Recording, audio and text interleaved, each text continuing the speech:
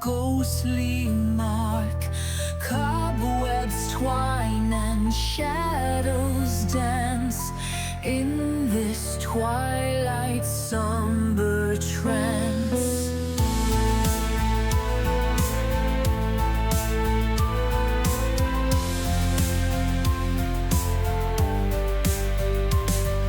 Candles flicker, weary wicks, ancient echoes, time's cruel tricks. Marble figures, frozen pose, amidst the silent sorrow grows. Whispering shadows, secrets keep in the depths where night meets sleep.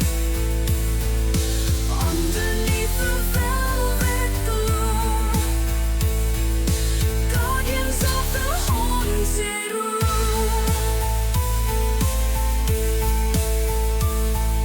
Chandeliers in crystal tears reflect forgotten yesteryears, softly chanting distant cries. Through the arches sorrow sighs. Gargoyles watch with stony gaze, guardians of endless maze. Pipe organ's breath begins to rise, filling air with mournful ties. Whispering shadows, secrets keep in the depths where night meets sleep.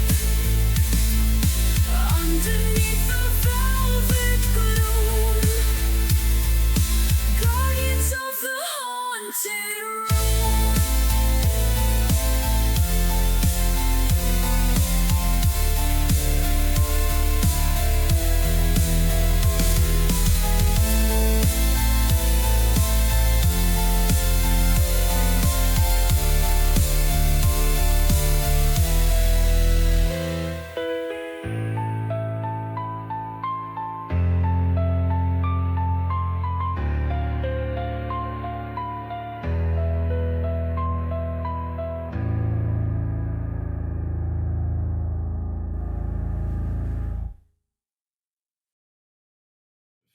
Managed to find a source, a possible source of cyan for you.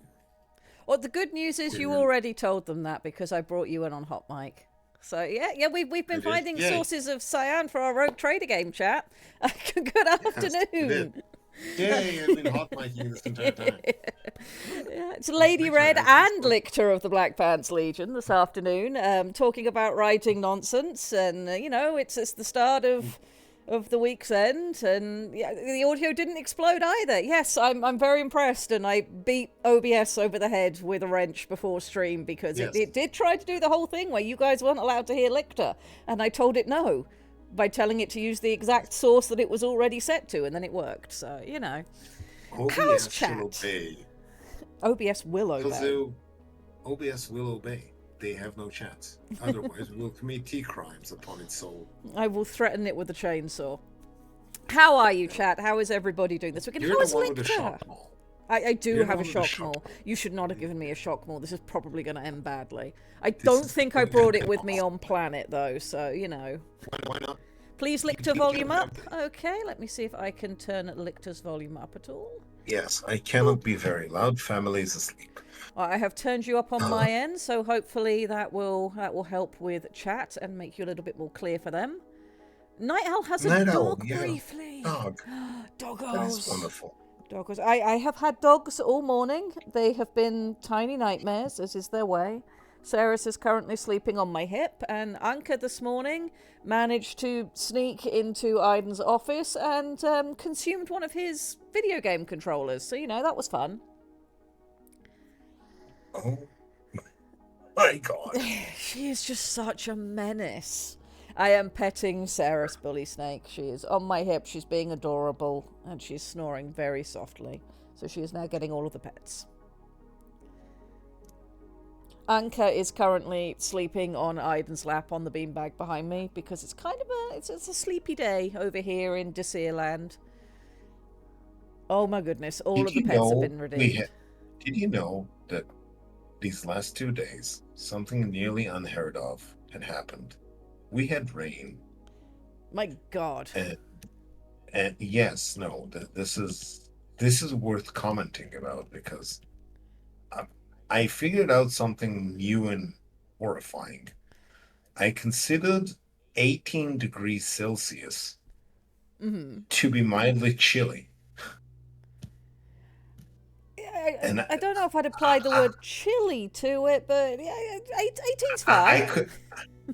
It required putting on a shirt. My God. How could they do this to you?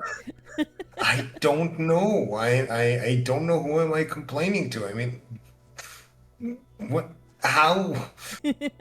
Weather doesn't happen here. We're supposed to be scorching hot year round. Well, now We're you have supposed to be weather. living in. We're supposed to be living in Satan's armpit. What's going on? You have been blessed with the concept of weather. Enjoy it for the whole 3 days it will last. Oh, Lord Thank Trower's you. not very well. Wrapped in a blanket burrito, trying to Oh, sweat something out and it's not working. Have a very nice hot shower. Hot showers make the world of difference, I find. Also, cup of tea. But I hope you feel better soon. yes. Cup of tea, some hot shower, and do take care. Yes, hot water, yeah, hot showers, water, and sleep, yes. And as we discovered at the meetup, if you can get some of those nice electrolyte packets that you add to water and drink that, it makes you feel immeasurably better. Particularly after hangovers, but just in general, if you're feeling bleh and dehydrated and horrible, those packs are surprisingly good. Rain in the desert, any mudslides? Have you had any mudslides, Lichter? Of course. Oh, fabulous. Hopefully they haven't affected you. No, no, nothing in particular. Oh, good. All I had was an incredibly, it was like 7 hours lightning storm. That was incredible. I do That very was much enjoy lightning storms, and I'm a big sucker for thunder and lightning. It's exciting weather. I it, enjoy it very much. it's been a okay. I did make okay. You can tell it was winter because I went ahead and made a winter jam, which I did. Did you Which I, you which I showed the did. pictures of the winter jam? It looks very nice. Yes, winter jam with the rum and everything. Ah. So yeah, Yes. as you can tell, chat. It's been a relatively quiet week. Nothing major has happened. I did get asked to do something earlier this week, though, that I'm pretty excited about. A little Absolutely tiny piece awesome. of my art will be appearing somewhere exciting towards the end of the year, and that was quite fun to work on this week. It was just a couple of hours, but it was a very fun couple of hours, and I'm now back to my normal work I've been doing, which is also kind of fun. So yeah, it's been kind of quiet where we are, and it seems like most of chat's doing okay. I mean, we do wish Lord Trower a quick return to health. But yeah, I think we're just going to crack on with stuff this week. I don't really have the world's hugest amount of wittering to do and ranting about terrible things, unless chat wants me to rant about something before we get started. Yes, Chet. Do you have anything completely horrible to go through? Oh, I do have one thing I'll bring up before we get started, but we'll see what chat has to say first, because we have many of our usual suspects here. It seems like Ed has been busy on Shoal related stuff, which is wonderful to hear. Though, of course, never feel like there's the world's hugest pressure on you. We do this because it's fun, not because it's a job. Correct. Yes. I need that cephalid ref you sent me. One moment. I'm getting barnacled in some art. You are. I'm very much looking forward to seeing that. Yes, Verith Ragnar, you know many topics that I would rant about. But by all means, if there's something you want me to go over first. Did I see the Cursed New Furban Mech Parallax showed last night? I saw the Cursed New Furban Mech when it was still just... I mean, I didn't see it. I heard about it when it was still just a whimsical thought in a crazy man's mind. He was like, I'm thinking of doing this. And my response to that was, you should. And I have seen it at every stage as it's moved along. So you remember Long Irby, Lord Grimos? The wonderful art that you lot prompted me to do a couple of years ago when I hadn't started streaming. And Parallax made the wonderful model of it. And he painted it in Lisa Frank colours. He's progressed quite significantly with his abilities in Blender over that 2-year span and has decided that we need a new version of the Long Irby, the Furban Lord of the Star League. And so he's been working on that. And the concept when he first put it to me was, I want to do something where it's kind of curled up, and I'm thinking it should be kind of curled up around a nest of its young. And it's kind of devolved from there. So there is, the Wait a nice minute, new... is that the one in love with the Atlas? No. This would be a normal Irby in love with the Atlas, whose name I can look up if we need to know it. But no, that would not be It's a not the same. long No, it's Irby. fine. That would just be no.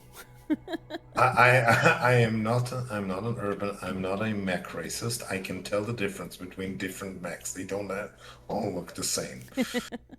We have a first-time chat from Desma Sama, I think that is. I exist here now. Cower at your leisure or don't. I'm not your boss. I mean, I have the world's weirdest bosses and we have the best times. So, please exist here now. Welcome to our nonsense. This is WBPL 76, the streaming arm of the Black Pants Legion.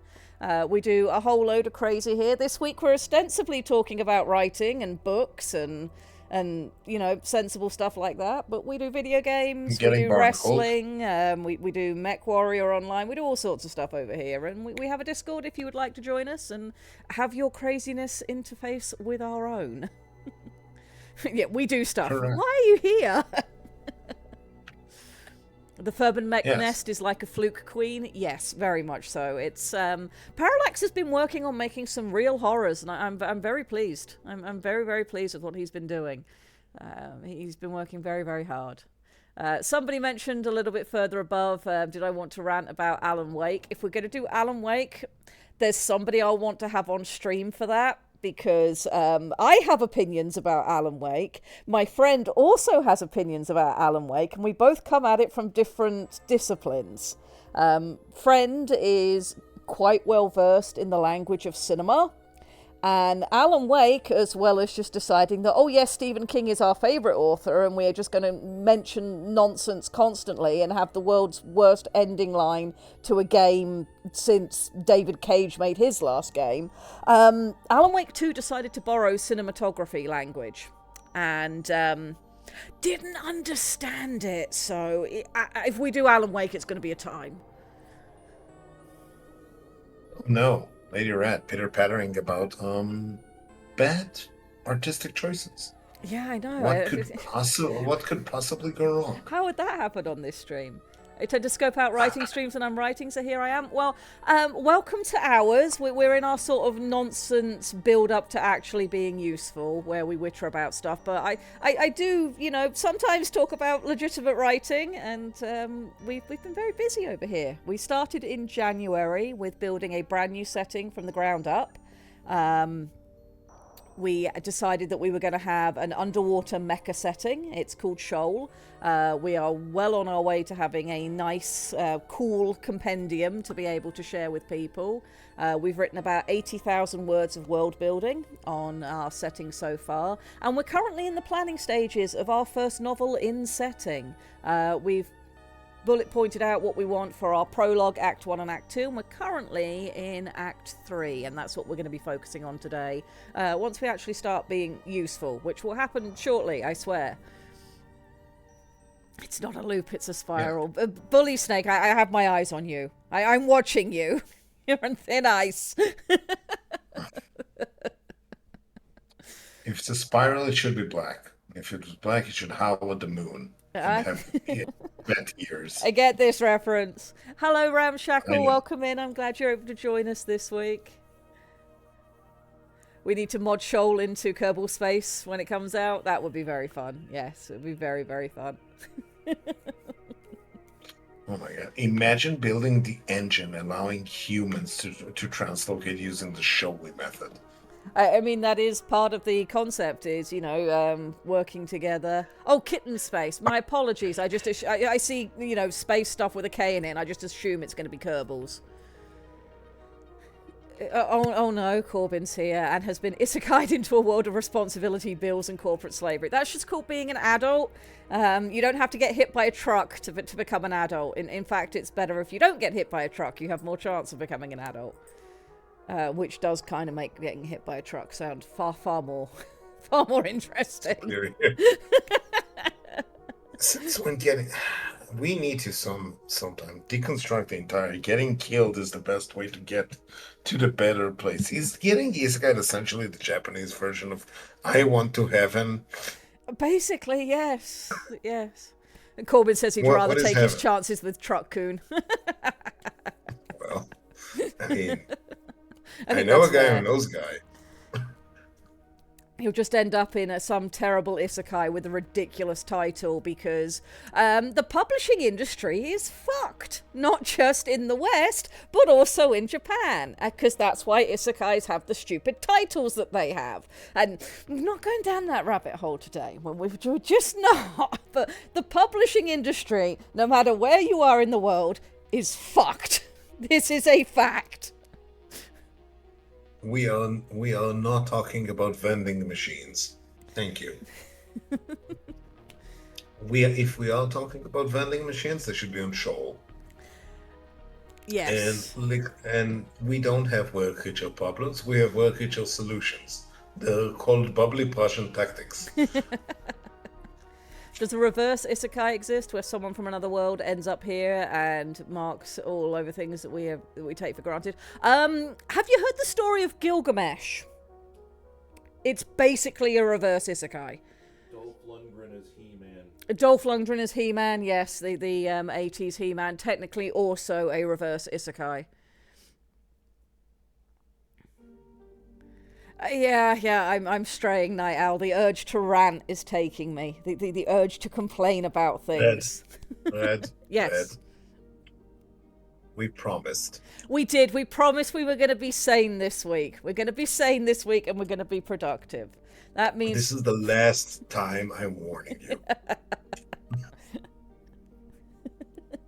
Does Gilgamesh make it back to his world with a Glock to defeat his mortal enemy? I don't think so, but it could make for a really interesting change to the story, in the same way that Pride and Prejudice and Zombies was just very fun, because why not add in zombies? Gilgamesh does not have an enemy to deal with a Glock. You can't defeat the concept of mortality with a Glock. We've tried. I mean... You can, just not necessarily in the direction that you wanted to go. Glocks and mortality definitely have a rivalry going on. They're not a rivalry. They're friends. They're seeing each other, and they're seeing a consultant. Oh my goodness! They're in marriage counseling. Not married. You know, they're in the same group therapy. Ah, I see. I mean, I wouldn't go so far as to call what they have marriage. Death is seeing plenty of other people. If a Glock didn't solve it, you didn't shoot God hard enough. Okay. Persona may disagree, but I will bring I will bring back Nergal herself and let her do the speaking for me. Okay. All right. You can go. We're going to be useful this week. We are going to make the best of our time. We've only had 20 minutes of nonsense. Let's actually do something useful this week. So, I think what it might be worth doing is having a look at where we've gotten to so far with our bullet points. Does that sound good to you, chat? So everybody's up to speed. And then we can continue pushing forward and... if we manage to get through all of our bullet pointing this week, we can start breaking things down into where our different acts end, roughly where we think our chapters might end, and we might actually do some writing today, like some actual prose. Okay, let's not get ahead of ourselves. All right, let's go over where we got to. So, for the people who haven't been here before, or those who've missed a couple of weeks, or who aren't sure what's going on, we decided that our first novel on Shoal was going to be a pulp action adventure. We're taking inspiration from things like The Mummy, Indiana Jones, all of that good stuff. We've done various voting on things. We spent some time on character creation so that we knew what our characters' interactions between each other would be like, little points of friction that we're going to have that come up, goals that each of our, or misbeliefs would be the better way of putting it. We have misbeliefs that's currently driving each of our main characters that will sort of be challenged over the course of the story because, you know, for all we're going to play with tropes and play quite a few of them relatively straight. We want them to be narratively satisfying. And of course, the reason that we're playing with tropes nice and straight is because instead of trying to subvert tropes to make an interesting story, we're wanting to use narrative satisfying elements to explore the ridiculously cool and over the top setting that we've built. So it's the setting that's on display rather than new and unique and magical story beats that have never been used before. Because as we know, there are only 7 stories in the world. It's how you tell them that makes each individual story so unique and interesting, and why libraries are huge things, and there are billions of stories in the world, all of them worthwhile. So, yeah, we're just going to make an interesting story. Yeah, I know it sounds like I have an agenda today. Wilf, that's a really, really good idea. Wilf says, oh God, chapters. I've given up on chapters. I put them in at the end. That is defining where your actual chapters will split up if you decide to have them at all, because you do not have to have chapters.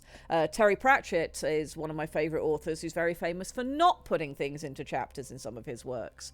But I like to sort of have an idea of roughly where I think my chapters are going to be, because it allows me to pace when I'm writing a bit better. And quite often I'll be like, okay, well, I thought the chapter was going to end here, but actually it makes more sense if it ends earlier, and then there's going to be another chapter inserted because I've come across something that needs a bit more depth and interaction. Or sometimes it'll be, well, I thought the chapter would end here, but actually it makes more sense for it to carry on longer. And, you know, you sort of, it's in flux. It's in flux when I write. But They're writing more like everything first. guidelines. Yes, exactly. But writing everything first and then going back to figure out where the natural breaks in the flow are is completely viable as well. Completely viable. A second draft problem, yes, it can very much be that. Farah Thragner has touched on something that could absolutely be a very good rant. Chapter 0. If we get to some prose today, we might touch on Chapter 0. I know I've mentioned it in this stream before. We're referring here to a very specific book, Handbook for Mortals, which opens with Chapter 0 instead of a prologue. And it's not a prologue anyway, it's just Chapter 1. And they could have done something really interesting with the concept, and they didn't. We'll come back to it if we actually get to writing today, because I don't. If we go over that again, we won't get writing. So let's get Yes. so let's get through the bullet points. Yes. I'm putting on my Ox nickname for today. Today I'm Mom.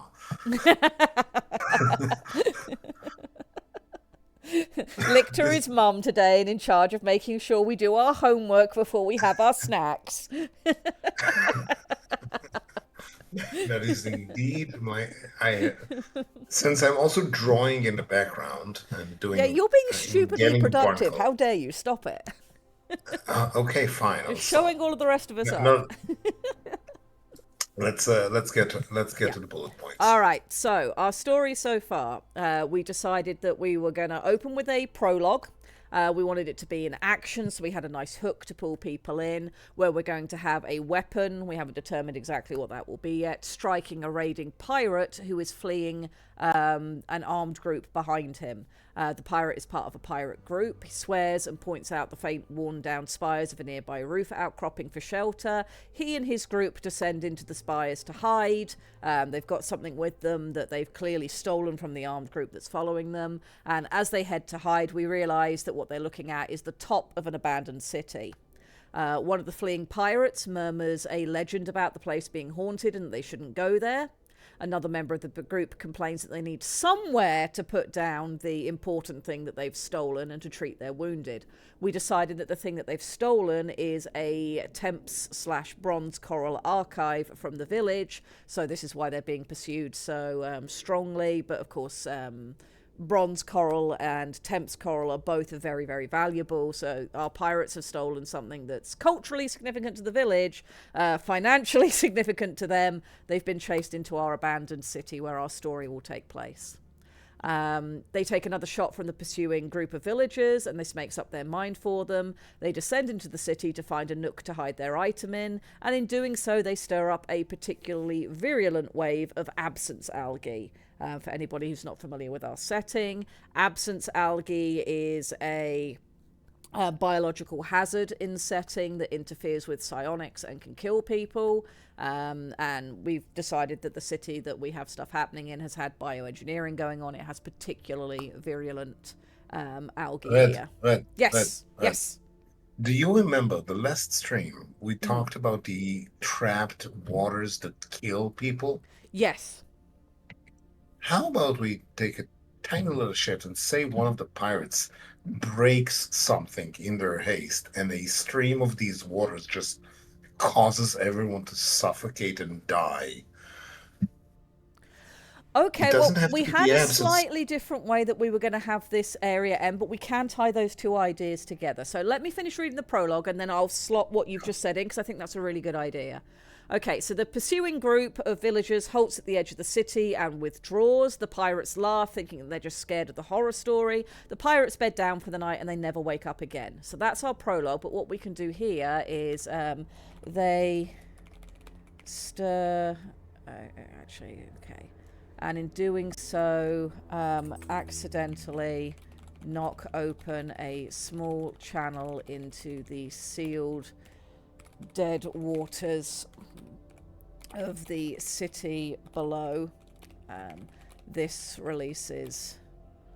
I'm gonna have it be the algae here, I think, or at least releases, something to make it happen, because I really like the idea of our pirates bedding down for the night, and then we don't hear from them again, because they never That's wake the thing. again.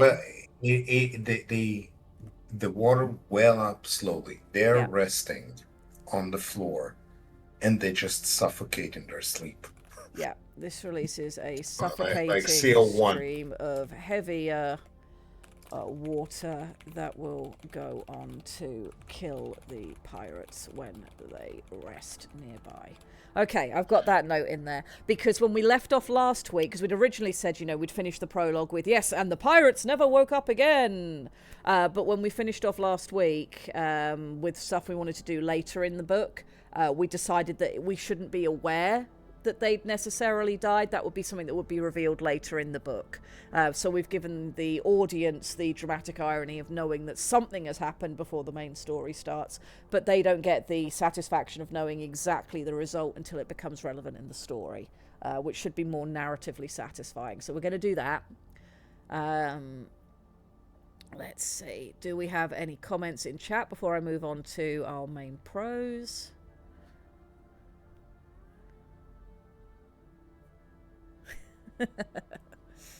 Yeah, when you decide to have a chapter 0, though, chapter 0 is a choice, and yeah, we'll talk about that later.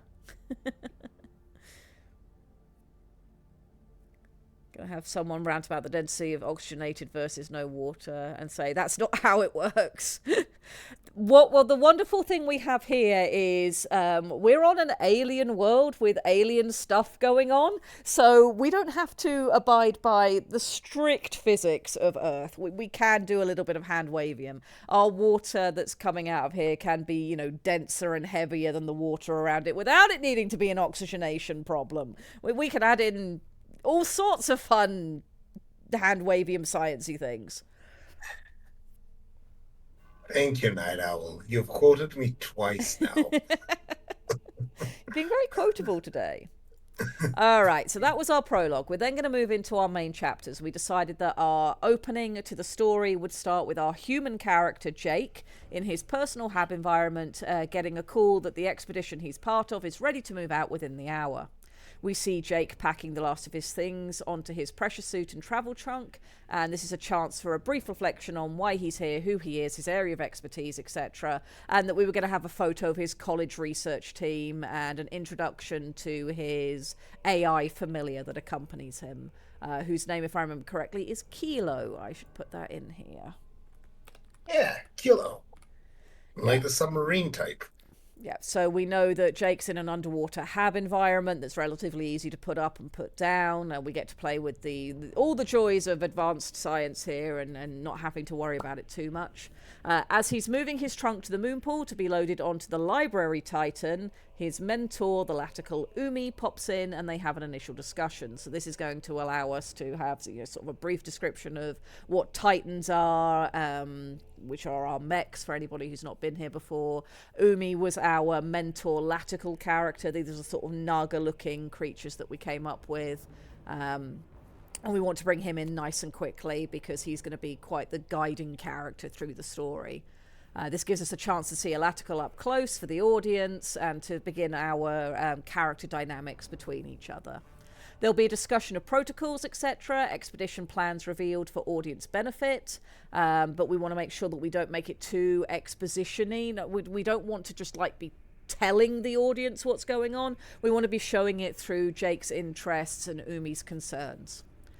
There'll be a disruption outside. Jake hurries into his suit, his underwater suit that allows him to operate on Shoal at all. He follows after Umi to see what's up. We decided that the disruption could be because of Jake's presence. Maybe it's people taking photos, because humans are very new to Shoal and most Shoalie won't have seen one yet. They'll know about them, but they might not have seen one in person.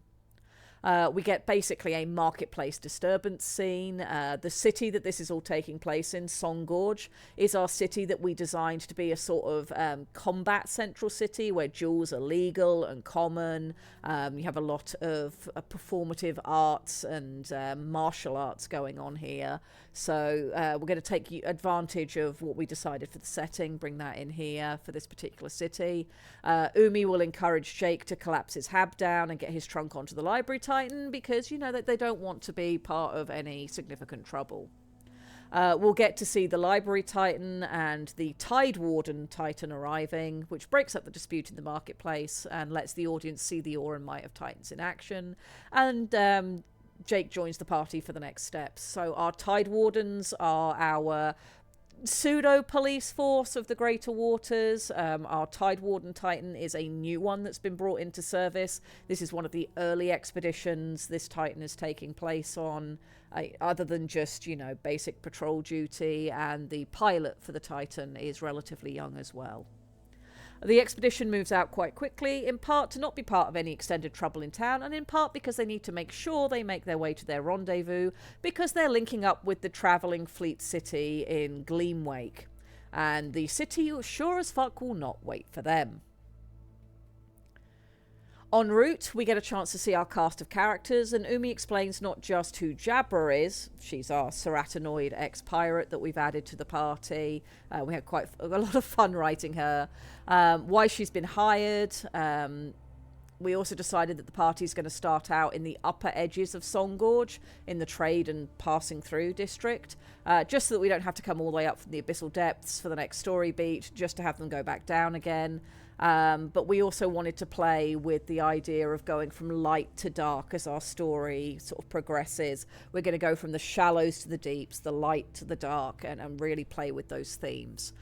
We also decided that our story is taking place in lambent season, so we do have light on Shoal. We're not in a tenebrous season where there's no sun for months on end. The group meets up with the migratory... Go on. No. I just wanted to take a little cut. President Kitty Cat had made a question, a query, and I think it's worth pointing out that we are not pantsers here. We are planners, as Red likes to say it. We do not fly by the seat of our pants. We prefer to sit down and plan things out.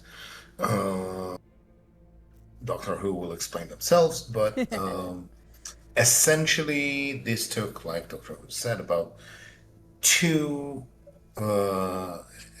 months of actual planning And this has come after delving into what exactly we're trying to plan, what sort of a story, what are the various well known and easy to access types of stories, because we weren't going into inventing a new and improved way to convey a message, but we wanted something fun. We wanted the chips to go with the cheese and sausages, Yeah. and beer to have something nice.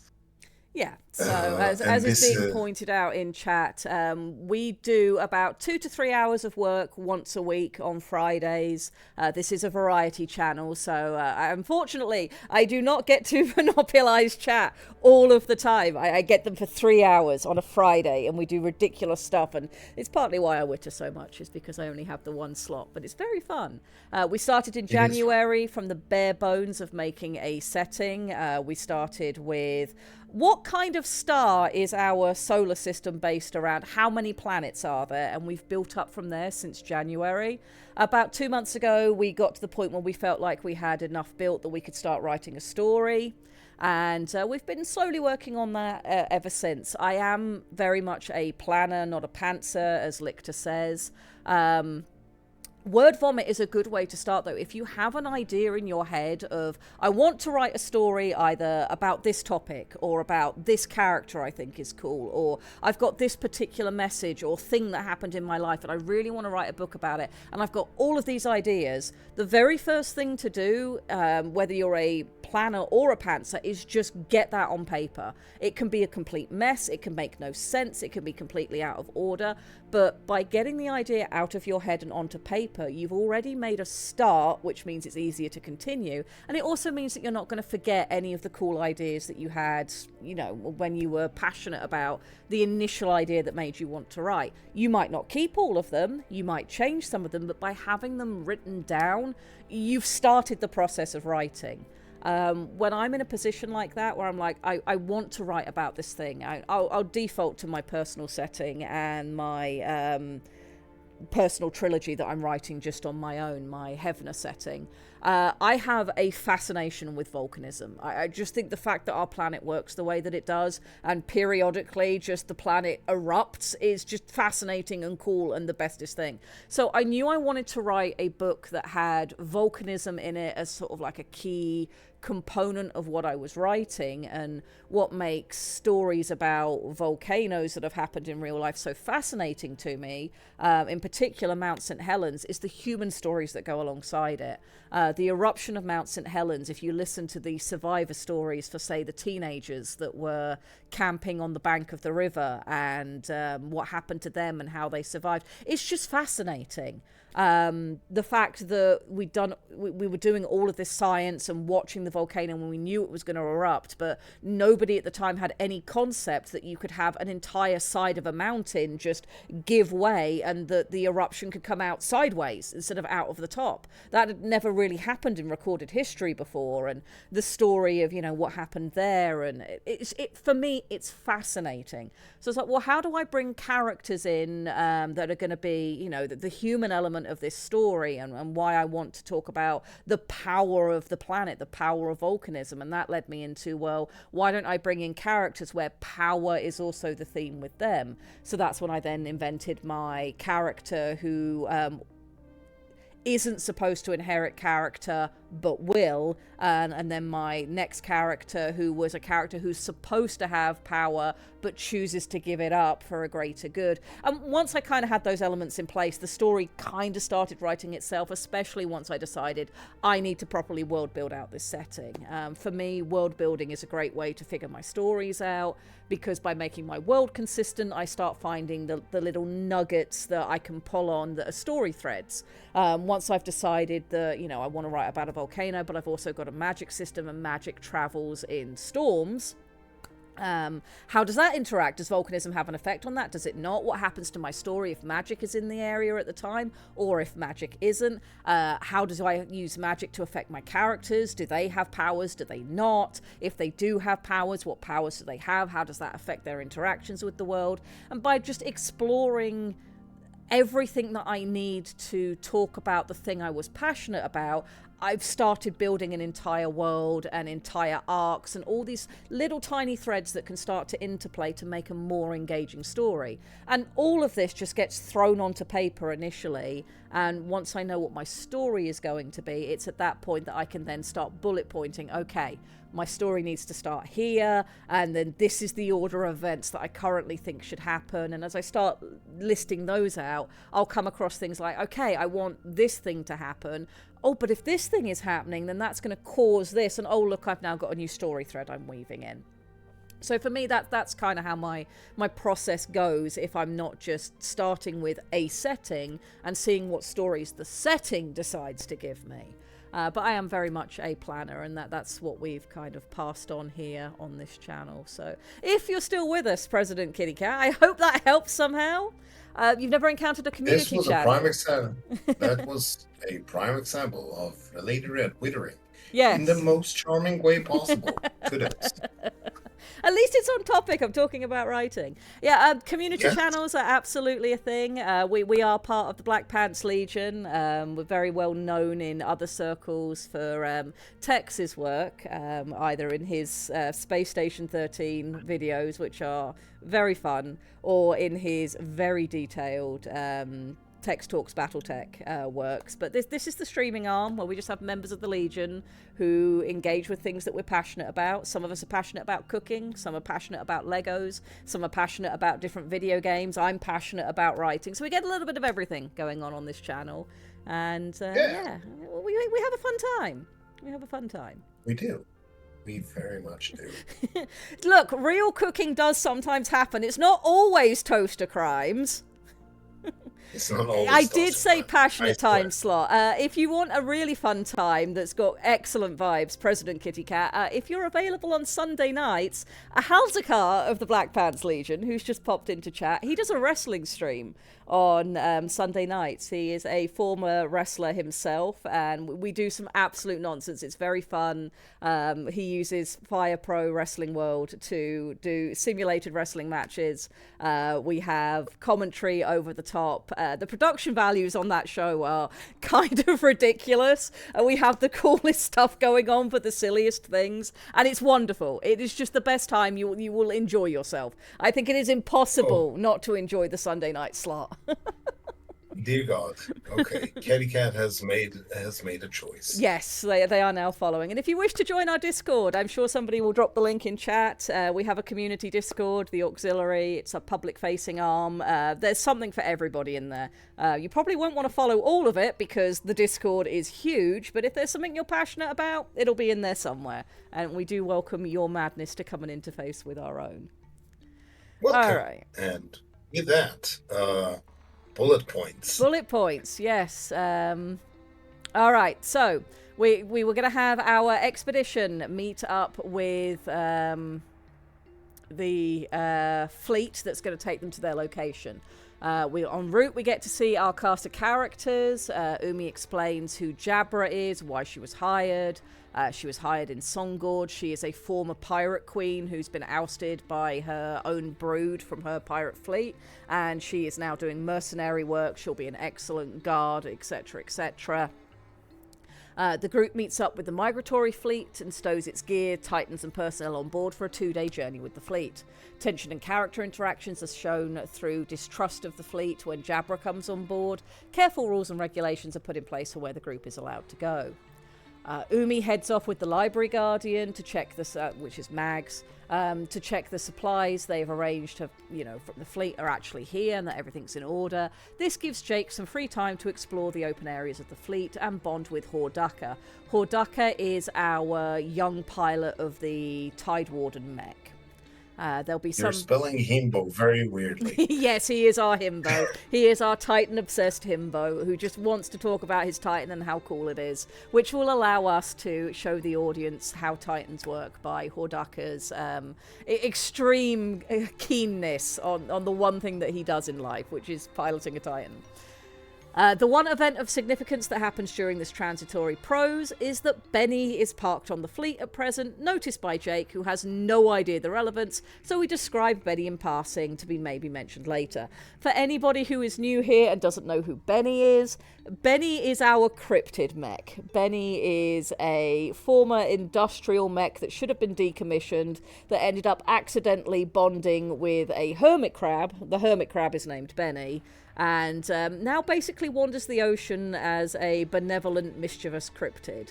He is also the memorial to a dearly departed auxiliary member, and a sort of tribute to the wonderful person that was the real world Benny. He now exists on Shoal to do nothing but cause shenanigans and make for a good time. I think that the word would be a mimetic cenotaph.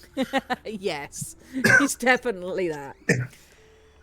The expedition gathers for a pep talk from Umi as they prepare to decouple from the fleet and begin their descent to the abandoned city.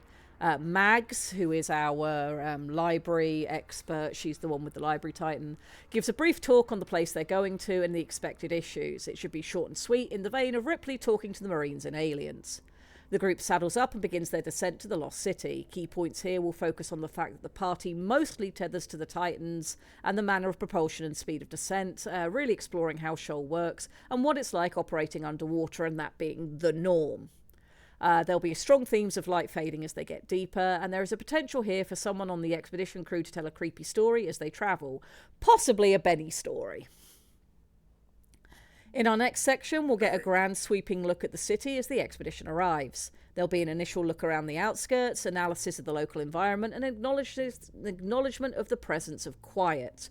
Quiet is the catch-all term for the various algal and creature biohazards that cause psionic disruption. There'll be an initial establishment of their campsite, and then they'll notice movement in the nearby area, which turns out to be an Arkir girl from the local village. For people who are new to stream, the Arkir are a subspecies of one of our primary species on planet. We have the Salatians, which come in two variants, basically whale people and shark people. The Arkir are the shark people. The young girl is very taken with the young Tide Warden mech and just wants to talk to it, despite the taboo from her village about going too close to the city. She makes quick friends with Hordaka, which will lead to minor conflict when her father comes looking for her. Her father warns the group about the troubles around the city, tells them to leave, but also mentions the missing archive from the village. We're not going to use the doomsayer trope. The father isn't coming here to be like, beware, you'll all die if you stay here. He's just going to be, a sensible dad looking for his daughter and being like, yeah, the city's dangerous, you probably shouldn't be here, this is very ill-advised, and, please don't do anything that's going to cause major issues. You should just go home. That night, the group discusses in brief what they know so far and the info from the father Arkir. As a result, they decide to be extra careful about setting a night watch for their rest hours. During the night, the awoken quiet, caused by the pirates and them displacing the water from deeper in the city, the quiet drifts into their camp and is detected in time for them to deal with it, confirming suspicions the city isn't as dead as it looks. What lives here is just very dangerous.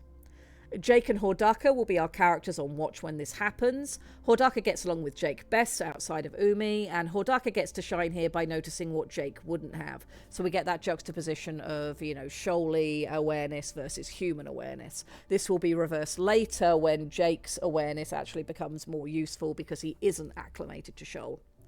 As they deal with this quiet, Jake catches the first whiffs of the song of the city, which is, why his perception is also useful. And Jake also notices that it gets silent at night. Psionics are quieter. The dark causes issues. In the morning, the group will explore more. The Titans are critical to both protecting the group from the quiet and moving heavy items, and also dealing with unique wildlife that is adapted here. Psionics are rare here because of the silence in the area, so the creatures that still benefit from it are very keen to get their jaws into the Titans, which will be the first sort of, psionic strong point that's arrived in quite some time. The group fights off the Titan attacking leech horrors using the Titans, and we get to see our sort of first combat encounter, to use D&D terms. This leads the group to one of the Temps towers. We decided our city is ringed by now dead coral archives that kept the memories and information of the city flowing. When they reach one of these towers, it's dead, but the memory of the memories is still here. And Jake throws up from experiencing cephalonid memories, and the group ends up learning a routine. So for Jake, having cephalonid memories sort of bleeding into his psionic abilities.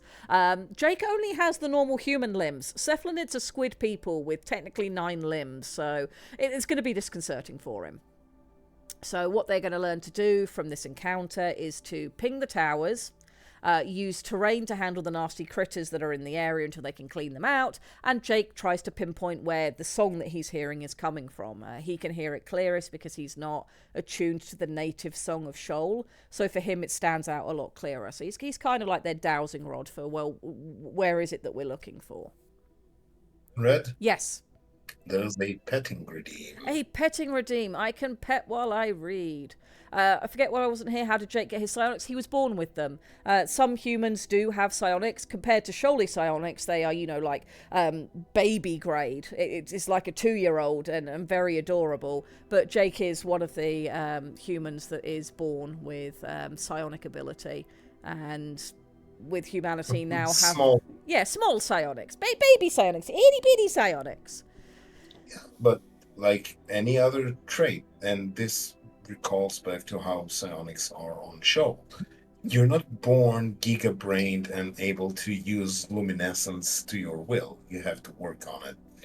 The effect, and it's a spectrum, and it's not just genetics. It's a lot of actual very hard work that, like in our world, many people know how to do calculus. It's not because today we're smarter than before. We have more robust systems of training, what normal humans can usually develop. Yes. So, And for Jake some people, wasn't calculus is easier than it is for others.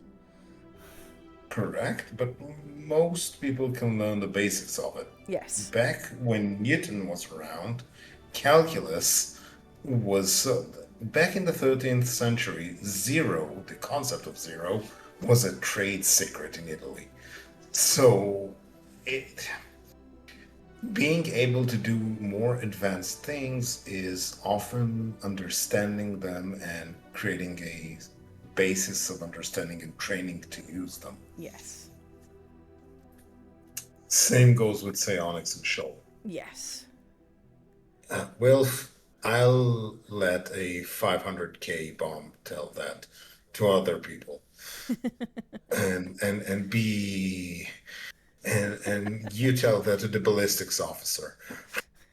Calculus isn't real and it can't hurt you was the chat message. But unfortunately, calculus has absolutely hurt me in the past. I still sometimes have bad dreams. Anyway, back to our story. All right. Back to our story, yes. Okay, so it's at this point that we decided that our group would pass through the temple complex, obviously abandoned. It was going to be very creepy, and into the abandoned armory/barracks. We decided that statues in the temple are maybe made of coral, and the Shoaly find it very weird that the statues are silent because the silence has eaten the memories away, and so the statues are dead to them in that way. Jake, however, finds it weird because they're worn away and don't have any features. So this gives us a chance to explore the dichotomy between, human culture and what we find uncanny, and Shoaly culture and what they find uncanny.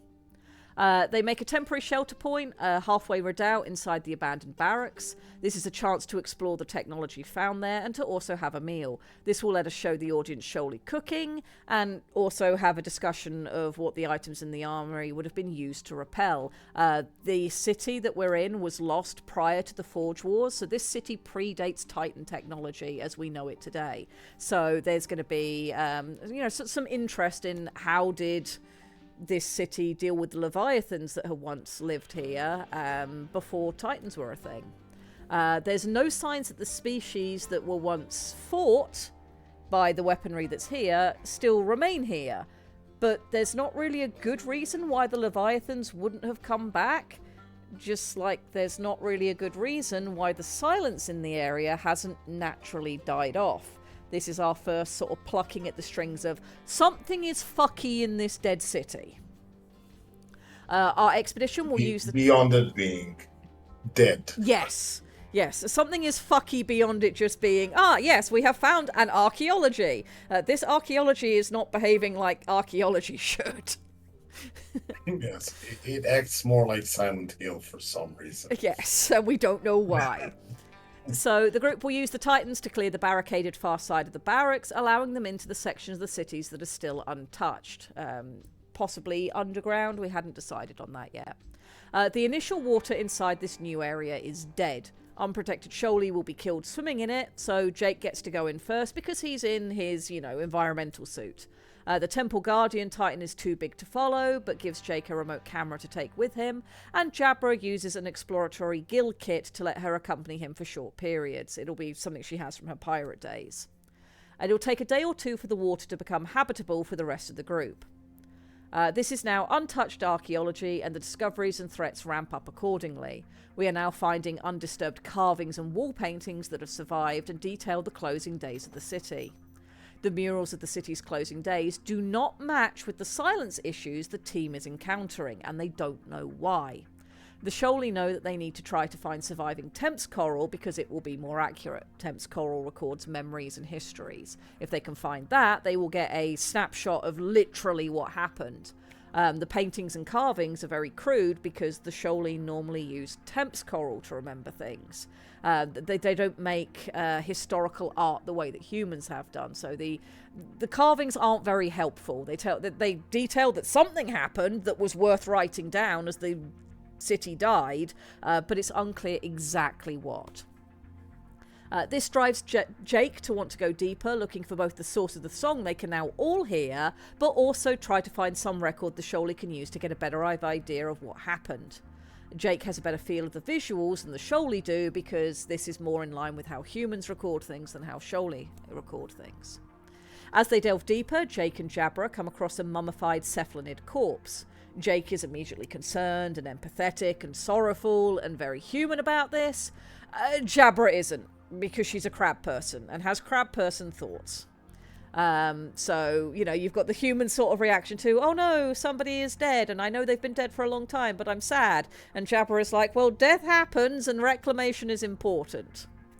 Over the Vox feed, Mags, our librarian, asks Jake to look into the corpse's condition and tells him what to do to be respectful, but ultimately death is to be expected, and this is just a chance to show the audience the different ways these cultures think about the dead.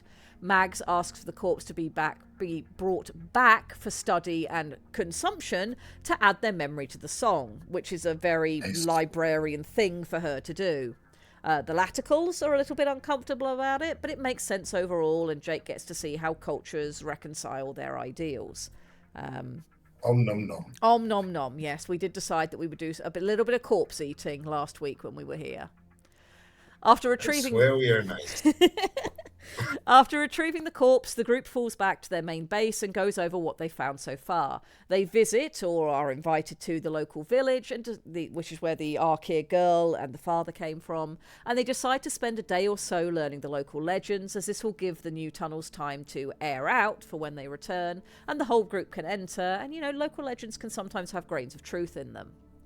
While at the Shark Village, they learn the local legends about the downfall of the city, and curiously, they hear for the first time legends about some other threat still being buried in the city, post-dating its destruction. There are no records of this in any of the current library records, so the group is very interested. Some think it's just local ghost stories, some think that it could be based in fact, and ultimately there's only one way to find out.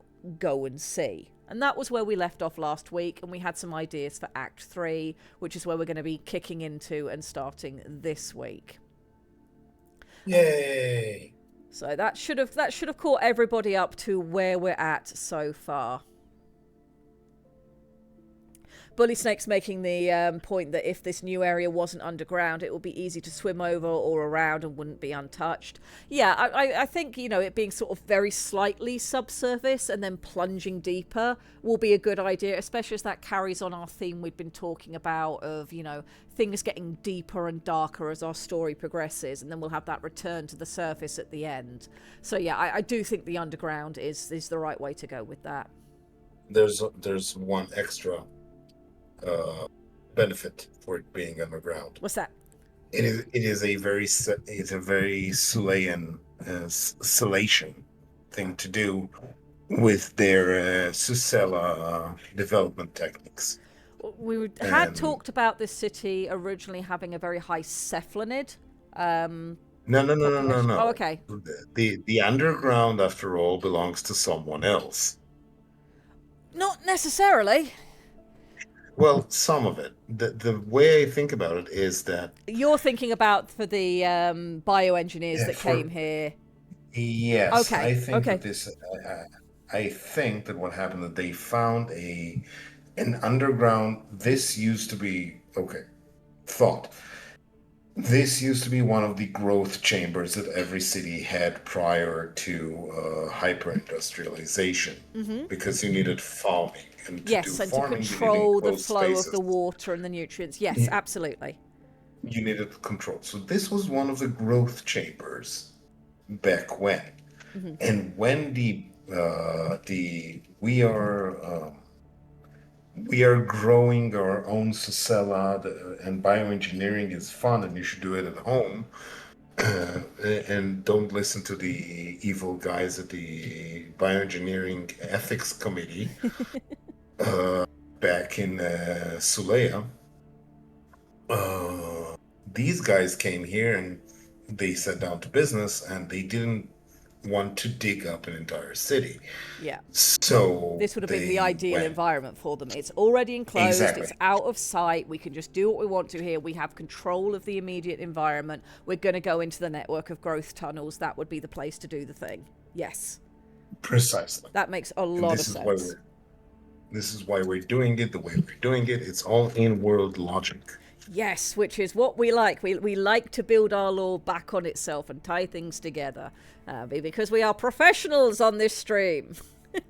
Of course, at least one of us has wrote a book. The other, the other one is, well, yes. I'll be back to cephalinids now. Cephalinids getting barnacled. I am definitely not Can I give you a drawing minute to bar. talk to chat about what you're drawing so I can go and use the restroom, and then we'll Yes, of throw course. ourselves into Act 3? Yes. Red has told me to do something fun. I am drawing currently a cephalonid, which is a squid person, and a podlon, which is a snail person, getting barnacled, which means getting shit-faced drunk out of containers made out of barnacle flesh and exoskeleton. And I'm trying my bestest to, because podlons are surprisingly more humanoid than cephalonids, so I'm having much easier time building the scene. I have an idea on how to do that, and the cephalonid is coming off so shit-faced. I think he did more than just drinking. I think they snorted something into their side fins. Does anybody recall the drug uh the drug scene we did? We had a list of drugs. I think they've got something stuck in their side schnozzes. That's the thing. Cephalids have side schnozzes. Yeah, well, Grimos, if you would be so kind to find me something they got sloshed on, because this dude looks like he is pearls. Yes, Doctor Who. Yes, they had pearls. Drift would work nicely. The the podlin looks like a cheerful dude drinking a hearty brew, but I think that the cephalonid is on something that much more potent. Would you like me to bring up the list of drugs? Yes, yes, I do. Also, I'm back. Yes, you let me hot mic for a hot minute. I know. I can tell. Right, it will be in the compendium. It will be in. I think it's going to be. And let me just double check the research. I'm absolutely normal, chat. You can tell by the fact I have a hat for my hat. You do have a hat for your hat, which is very important. All right, I know it's in Look, here somewhere. I've moved things around, and now I have to find it. it's Grimos. It's not a double hat. It's a hat for a hat. Coral won't be in This dapper hat is so dapper, it required a secondary hat. At this rate, I'll have a hat on the Fuscus as well. is it in here? Well, so long as it's not Operation Fancy Pants, I'm fine. You know, this is going to be so Gold much stick. easier once we get the compendium finished, and I can just search things nice and easily. That is true. Just... We have to have bubbly Prussian tactics. Cuisine. Here we Cuisine, go. Found yes. it. Drugs. Found it. That's the foods. Smuggling drugs and taboos. This will be the section we're looking for. I found it! Yes, it's not in the cooking section. As much as Doctor Who might The like reason why I went for the cooking section first was because that was the stream we did. We did cooking and drugs, and all the notes used to be in one file because of that. They're now in two separate ones, like they should be. it. Wow, disco pearls. Yep. Disco pearl. Okay, now here's the thing. Cephalons do not have lips the way other guys do, so they Correct. don't do pearls the same thing. Maybe he put the pearls inside his side schnozzes.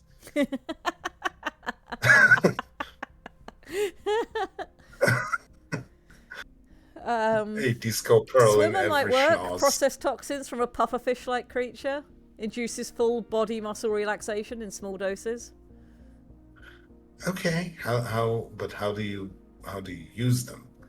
The thing is, this is a drawing. It should be visible. I mean, we didn't decide how people administer that one. We decided what it was and what it does, but how you take it or use it is not listed Well, for this one. So you could decide that if you wanted to. Well, I think you do it the correct way with a pufferfish. You inject it with a quill. Okay. I mean, yeah, if you take it from a pufferfish, be like a dolphin and schnoz it. Dolphins are assholes. Dolphins are goddamn assholes.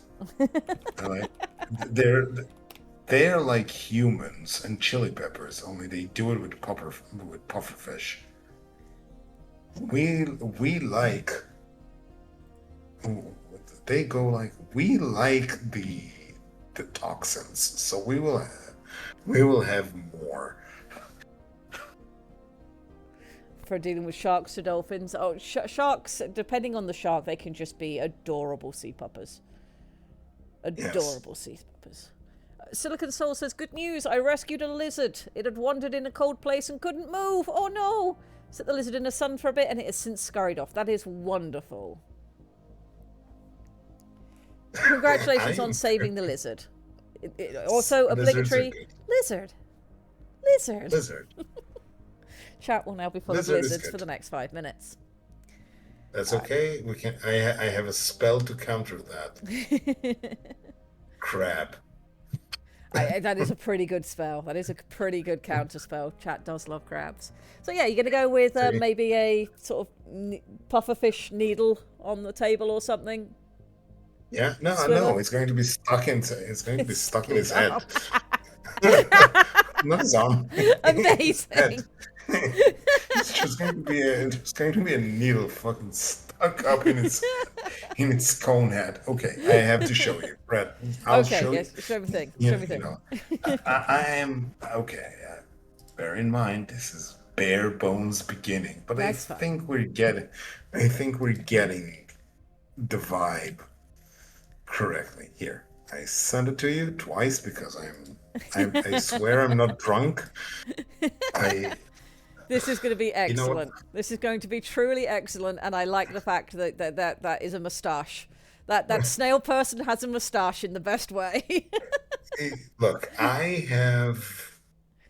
have been pushed into using mustachios in the most obtuse way possible in our Rogue Traders campaign.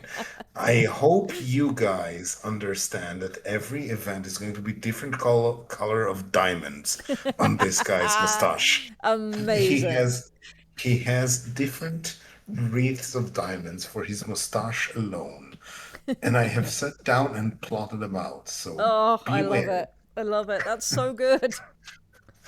So be aware. Okay, back to crab. We I'm now have sorry. many crabs going on in chat. You did, in fact, cast the counter spell. All right. We have Act 3 to start getting to work on. So let me bring up our act structure. We were using the 5-act structure. For anybody who hasn't been here before, who doesn't remember, we're effectively using 5 acts. So we've got like a pyramid of rising action and tension. Everything goes wrong at the peak of the pyramid, and then we're sliding down the far side until we get back to nice, safe, stable ground for our resolution. So in Act 1, we have our exposition and rising action in terms of what we've talked about in our bullet points today. Our exposition is our initial chapters where we're exploring Shoal, we're getting to the migratory city, we're decoupling, we're heading into the location for the main part of the book.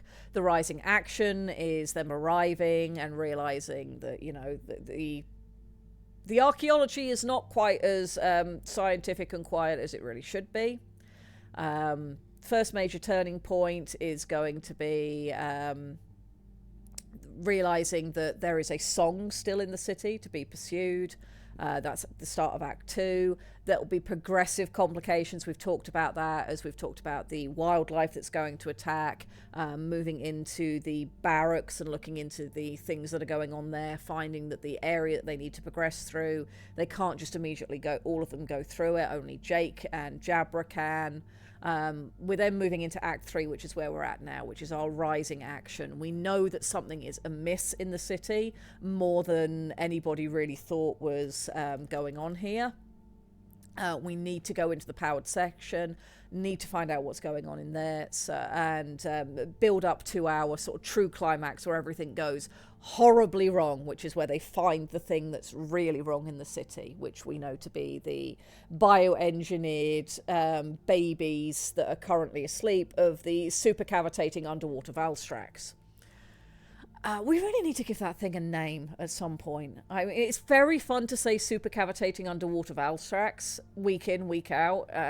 It's very evocative, but we do need to give the thing its own identity at some point. Maybe that's something we do today. All right, Okay, so chat.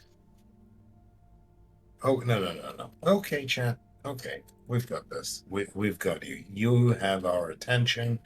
We need a name. This absolutely world-ending. We're calling it Trevor. we are not calling it Trevor unless Trevor is an acronym for something ridiculous. All right, if we're going to do Exactly this my thought. first, let me move into where the Leviathan's information is, and we will I start think writing we it up. like Leviathans to be hyphenated, right? So the ones that we've had so far is, of course, we've got Benny, because Benny is Benny. We have our jellyfish Leviathan, which is known as Maw of the Storm, which is hyphenated. We have the Tunnel Drake.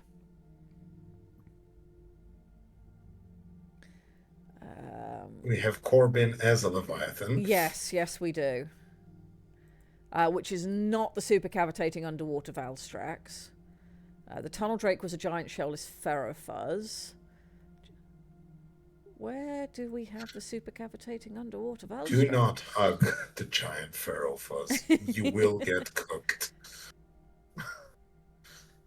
We have Kelp Song, the Eldritch Seahorse Leviathan. We have the Catfish Leviathan, lurks in depths, which lives beneath Echo's reach. Here we go, it's at the very top. Valstrax. So the notes we have on it so far, we've got it in inverted commas because we know it's based on Valstrax from Monster Hunter. Travels by cavitation in the abyssal depths, superheats the water around it to provide the propulsion. Not a natural Leviathan, biologically engineered by accident. Origins, base species was an ambush predator that used cavitation launching short distance. Then people tinkered with it. And oh no! And now it's out there. Lurking, noisy, hungry.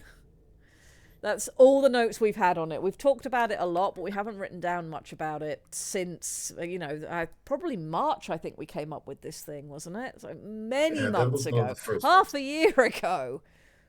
We need to decide some stuff to do with it. Um, hmm. So,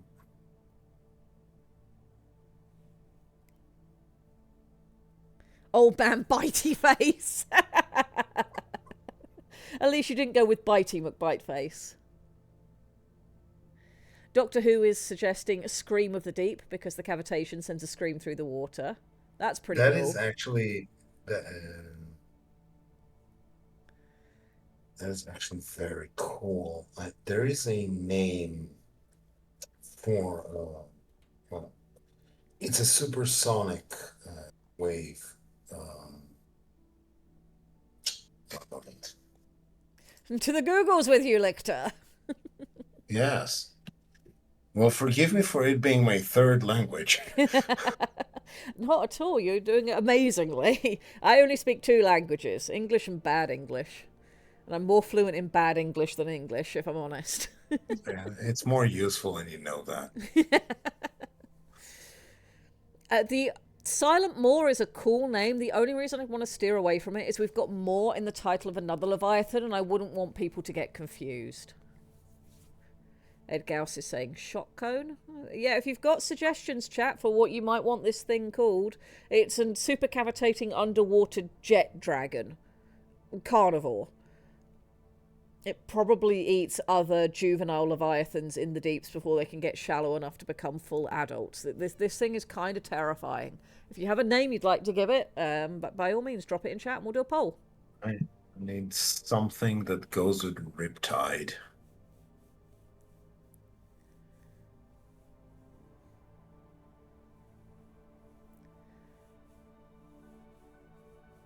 I speak English and Quebecois swearing and can understand. I can understand Newfie. Very good, Load. Carry on. Lord Grimo says, void that swallows gods. That's a pretty good name. That's a pretty good name.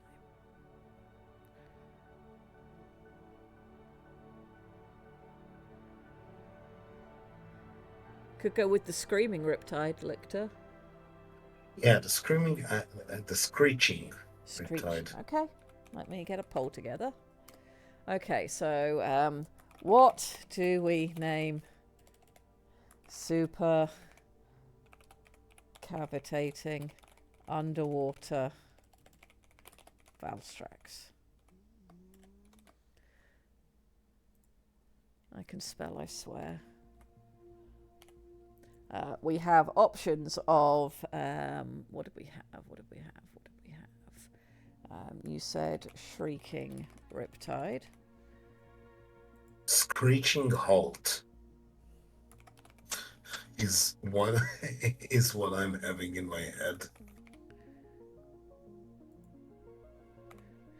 And it How's won't it let me called? scroll back up through chat to see the early ones we had. What was the one that Doctor Who suggested that we liked? Void that swallows gods. That No, was a that good was one. Grimos. Yeah, keep scrolling up. There was one, the very first one Doctor Who came up with. Doctor Who. Scream of the Deep. Scream in the Deep, that was it.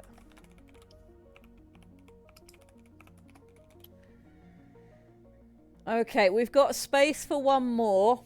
I could put Trevor in there, but I know what chat's like, and we'll just end up with Trevor. I just like the concept of the play on the words of screeching halt.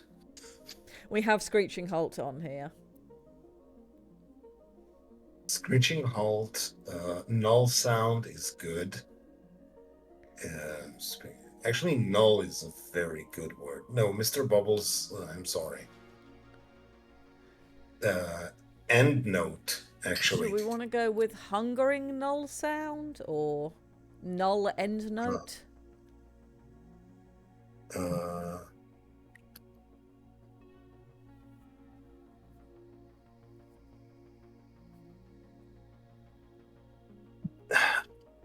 Silent song.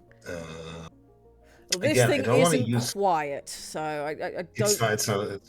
This thing's Again, loud. screeching, screaming, thundering. The very bad dragon. Thank you. We're trying not, unless we get royalties or some, get what do you call when you get money for advertising? Sponsorship. Unless we get sponsorship, no. I could possibly talk to somebody about that. I have met and talked to and enjoyed the company of the brother of the guy who runs Bad Dragon. I know what you're talking about. I know. It's very nice. But no, Yes, we're not going down that incredibly. route. Um, Okay, I know what it'll be. dissonant, screeching maw or screeching end note. End note is a wonderful phrase for it. Cacophonous end note. Okay, I've got it. I've got 1, 2, 3. Wait, we've got all 5. I'm going to give you guys 2 minutes, no additional votes. So make sure you pick the one you like most. And start poll. There we go. We'll see what chat thinks, and I will open my drink and have something to sippy sips on because hydration is important. Please make sure you hydrate, chat. Ooh, howling end note is wonderful. Yeah. I like it. I like it a lot.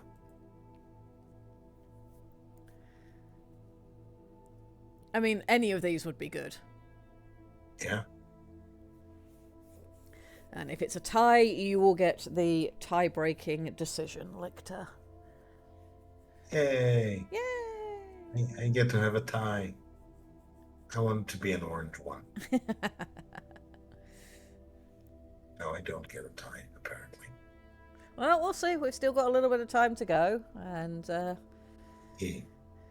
Deep screech. and then I think I know what I'm going to do with whichever comes in second. We'll do some write-up and refine our entry just a little bit until we fill it in fully.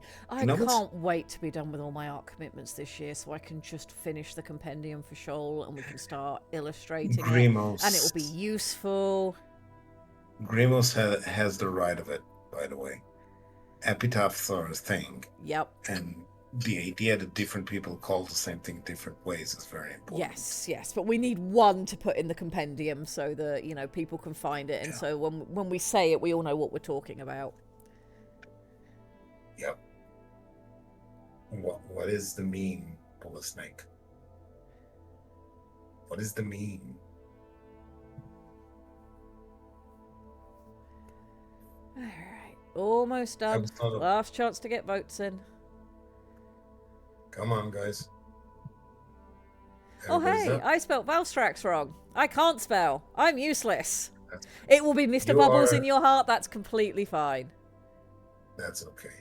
And you're very useful. Also, we have the Scream of the Deep. Okay. Scream. What came in second, please? Howling end note. Okay. Oh, Erica is here.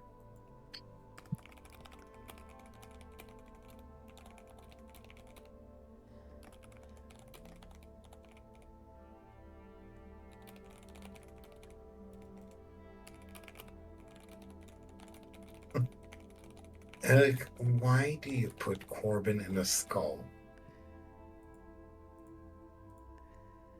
What is going on? Someone finally found the right skull to shake. Mine is the skull full of keys, not the skull full of bees. Screeching Abyss. Screeching Abyss is also a good name. That can be one of its other names. Yeah. Other Bullet Snake has names. epitaphs. Screeching Abyss.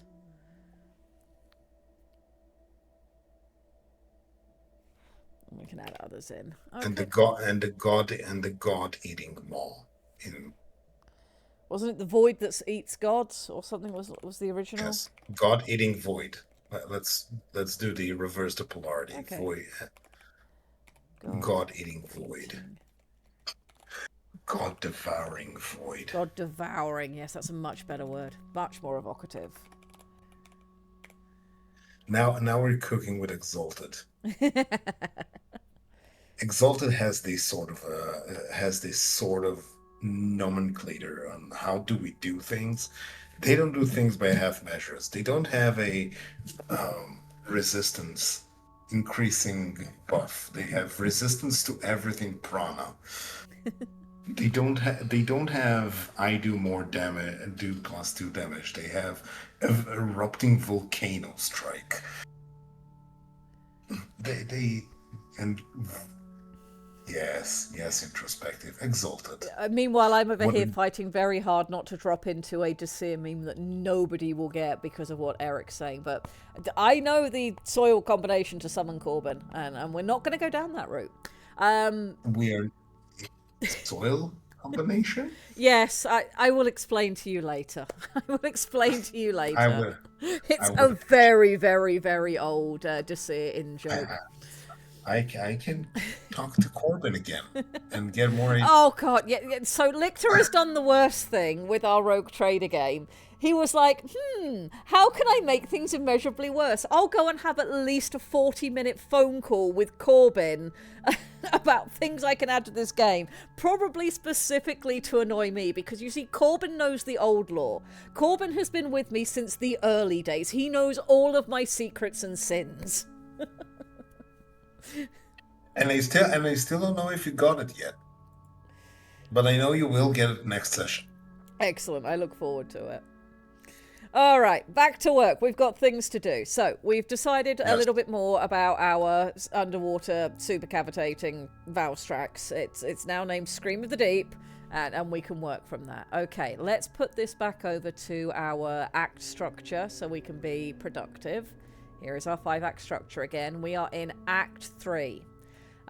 This is the rising action section, where we now need to have things sort of action start happening quite quickly, thing after thing after thing.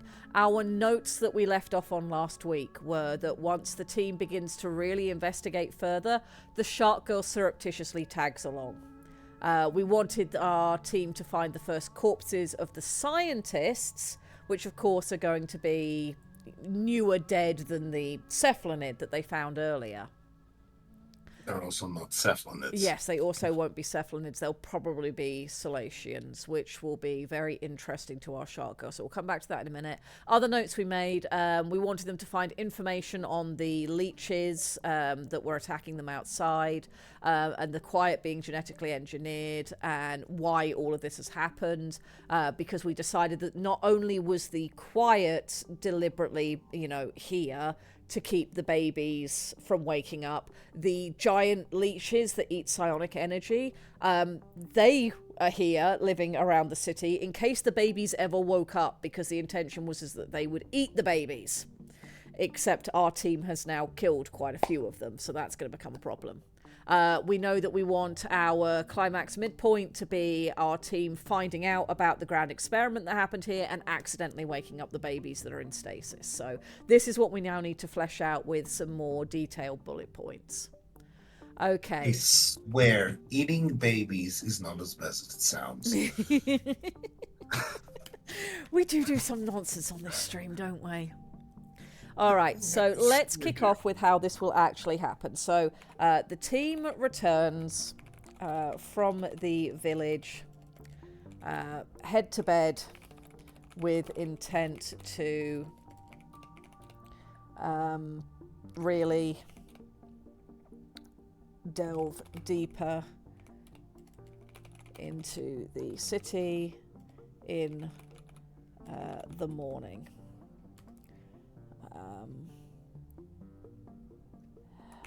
Eric, the babies are not sentient at all. No. The fully grown one, well, nobody went ahead and asked it. Yeah, I think anybody who gets close enough to ask it doesn't survive the experience, so we don't know whether the supercavitating Whether underwater Valstrax, because that's still what's in my head. We don't know whether it's sapient or not. we're not sure. It's hard to measure. It never acquiesced to being tested for can it learn calculus. And if I have to guess, it might be very conniving and intelligent in the same manner as a long living beast would. It is highly experienced, but it did not have the benefits of a society from which to learn what intelligence means. It lacks the tools to become intelligent in a manner, and you and I will understand.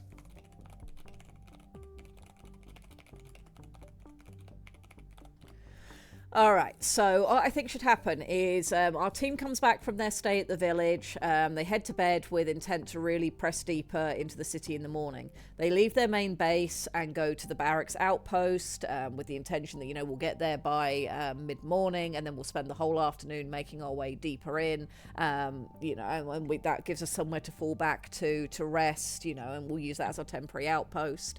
In the time that it's taken them to sort of rest at home before doing this in the next morning, our Archaea girl has already pressed on ahead because she's curious and wants to know more, and knows that if she just goes to the base and tries to tag along from there, they'll send her home. So she goes straight to the barracks outpost, having heard the stories about it from them while they were at the village. By the time they get to the outpost, they're like, oh crap, this girl's here. Well, it's going to take too long for us to take her all the way back home safely.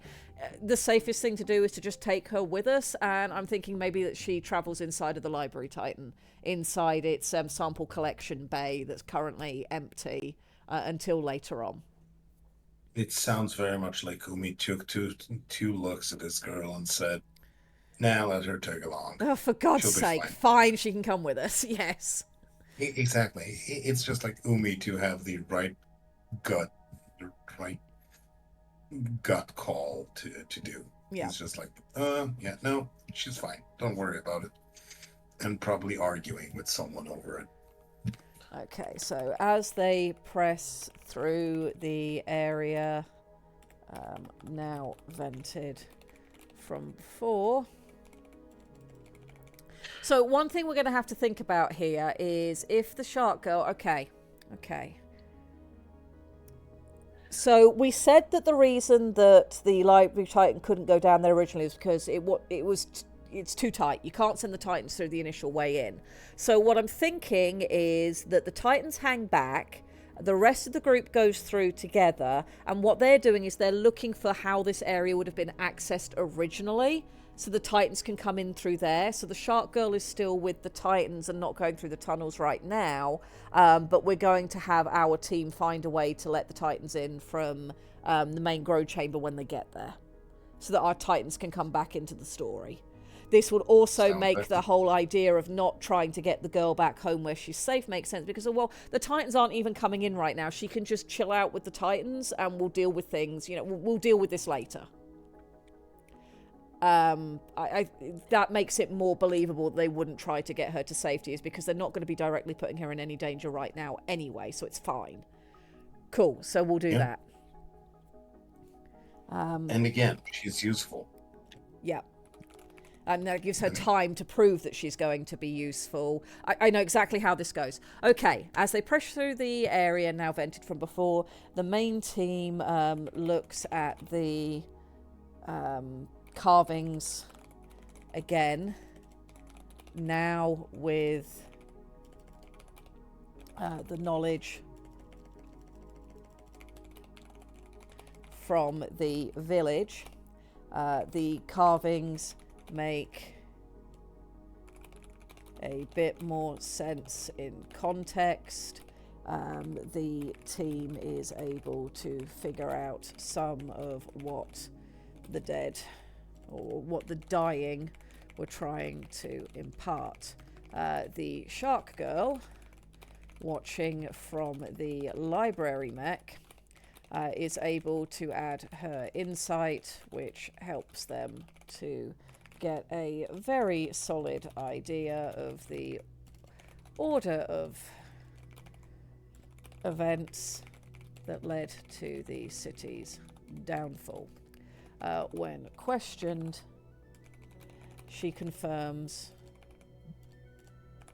none of this is related to the stories of later doom in the city her village speaks about. The main team makes it into the first of the ancient grow chambers that once would have been used for food, for aquaculture. The team pauses here to look for the original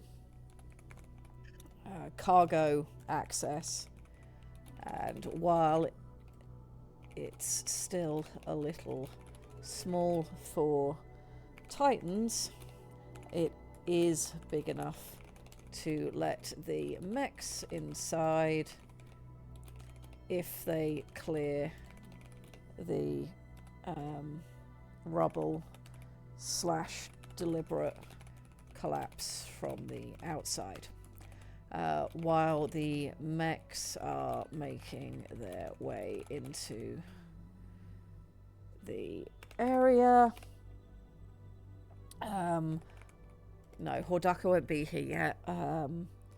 Let's have Jabra wander off on her own. Jabra looks a little deeper, seeking out the passage into the deeper growing caves. Okay, how are we feeling about this so far, chat? I think it's excellent. Is this where are they already into the modified chambers at this point? So at the moment, this will be what would have been the original sort of growing chambers, etc. I think they need to go sort of 3 or 4 caves in before they find where the bioengineering was happening. Just to give us some, sort of pacing and time. Jabra is paranoid, perhaps. Yeah, I mean, I think it'll be a part of her pragmatism and part of her paranoia. Is okay. Well, I can't help to let the mechs in. They're immeasurably bigger than me. They can make their own damn way in. Well, where are we going next? I'm going to go and explore that corridor and also make sure nothing's coming down there. With all these problems we've seen so far, there might be another leech monster down there. I'm going to find out. I think that Jabra has it in her head that security, she's the only one that can make things secure for herself. That's part of her arc. Mm-hmm. And she'll takes one look in the way this place is built, and her brain goes, nah, growth chambers, my cloven carapace. This is someone made this into a military base. Okay. At some point. She's just like, no. I know growth chambers. I don't care what they were growing here. They blocked all the entrances. Everything was broken. This thing was converted, and was converted long after that cephalonate got modified. Yeah. It's like someone who understands something about semi-modern sciences have been there. Now, she's not sharing this with everyone else because she's Jabra and she doesn't give a fuck. But she understands. She clocks all of it almost instantaneously. Later on, she will be forced to rely on everyone else, and thus she will share her insight. And right now, better luck prying her shell off. Okay.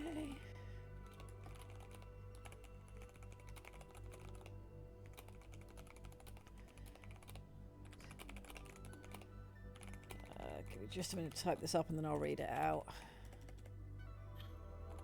Otherwise you get my wittery quiet voice and it annoys everybody. It's everybody to make the place.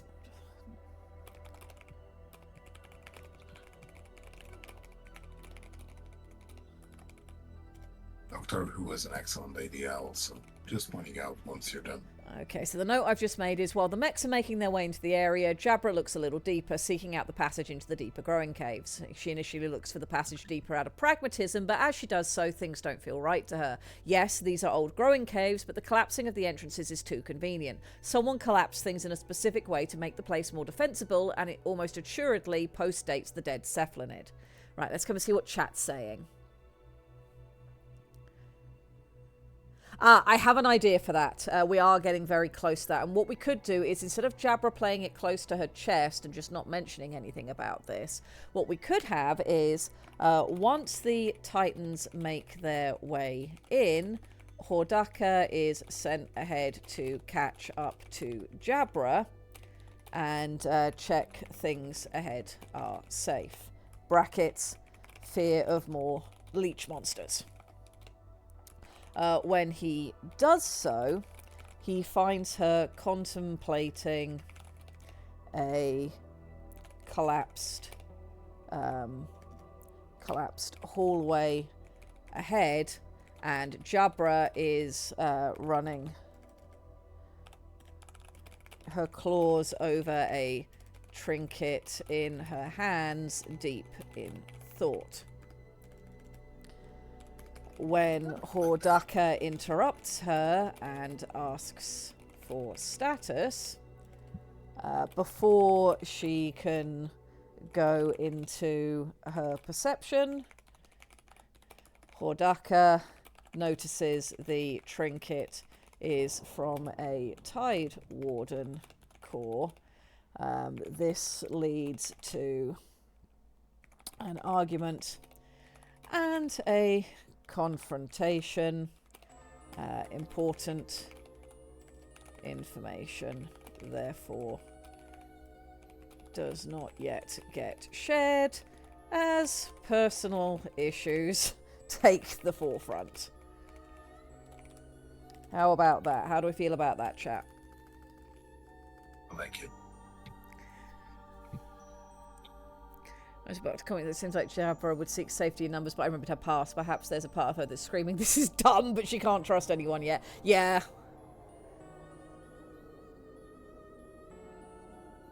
Does something happen in this scene that endangers Jake and Jabra rescues, protects him? Potentially. So what we've got, where we're at right now, we now have our team all together moving deeper into these tunnels, and we do need things to move quite quickly. Let's have a think. So Jabra hasn't been able to reveal what she thinks, so as a result, let's have, okay, Jake gets involved in the argument, seeking to cool things down, as the two Shoal are going at each other. Hordaka accidentally damages Jake's suit. Jabra is first on the ball to help with that, because obviously Jake is the least suited to this environment. This lets us see Jabra is more than just her brusque exterior. Though she downplays it and stalks off. Hordaka is extremely apologetic, helps Jake make sure his suit has full integrity before they go deeper, and this lets us hint at future issues if things get dangerous. Jake is ill-suited for the world he is on.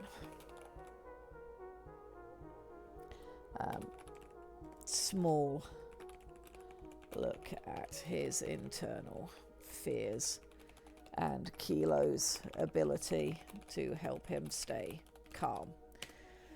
Alright, after this, yeah, I think we'll be in a new section here. Okay, the team moves deeper, both to catch up with Jabra and to continue their mission. Jake can hear the song extremely clearly now, but so can the Shoalie. The Archeer girl comments on the subtext of the song, as she is pretty familiar with it from her adventures close to the city. She points out that while the majority of the song is old and out of contact with the main song of Shoal, it isn't just a repetition of the ancient song that once sounded here. It has a note of caution in it, which is newer than the original song. This again hints at the real problem in the city.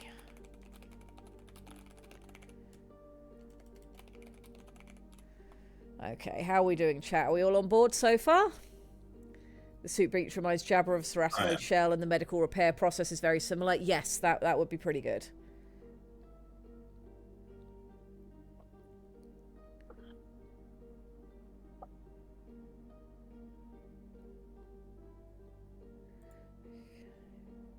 So protocol being something that Jake and Jabra bond over from shipboard culture. Yeah, we could add that in. Right, where was this? Let me put a bracket in here. Jake and Jabra both are experienced in shipboard culture and watching the backs of your crewmates. This is partly why Jabra steps in, and one of the things they have bonded over, though Jake might be less aware Jabra thinks anything positive of him than is the actual truth. Jabra plays things close to her chest. Okay. Yes. In the third growing cave, the team finds the remnants of bioengineering equipment and experiments. This initial cave does not contain the babies. It was for less egregious experiments, but this is... I am going to use the laboratory. I'll be back in a little bit. Sure. But this is where the team first realizes the depths of the... first realizes the truth of the legends of the village. There are dead Salatian scientists here, clearly younger dead than the cephalonid. There is equipment here in great disrepair that post-dates the Forge Wars and Titan technology. The team opts to make a temporary outpost here for the night, so they can try to find any records or details of what the fuck this is and what was going on, and don't want to have to travel a half day back to the barracks only to come back in the morning. They send a messenger drone to the village to let the Arkir know the girl is with them and safe. And they will bring her home tomorrow night. That then gives us the option, if we want to use it, to bring in, you know, sort of a rescue squad or something, should we decide we need that as the story goes on. All right, let's see. What else have you guys in chat been saying? Is the repair process slap some duct tape on it until it refuses? This also might be the beginning of Jabra adopting Jake, even if she doesn't mean to. Yeah. It shows up in The Expanse when Miller chews out, almost kills the one guy for the atmosphere leak. Both are shady, but you do not stay quiet about things that endanger the population as a whole. Yes, yes.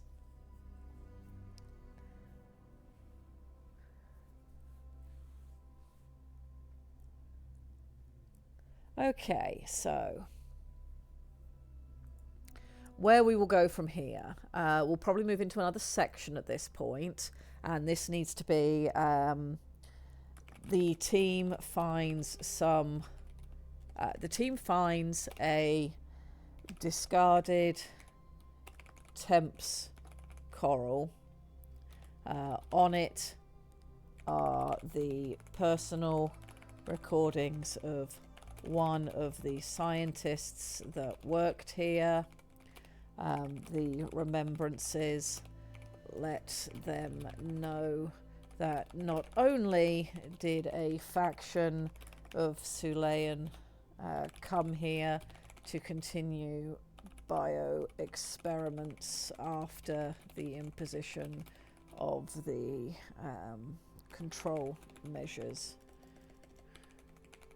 in Sulayan, they also were working on a much, much bigger project deeper in, which the scientist doesn't go into detail about, but has huge misgivings over.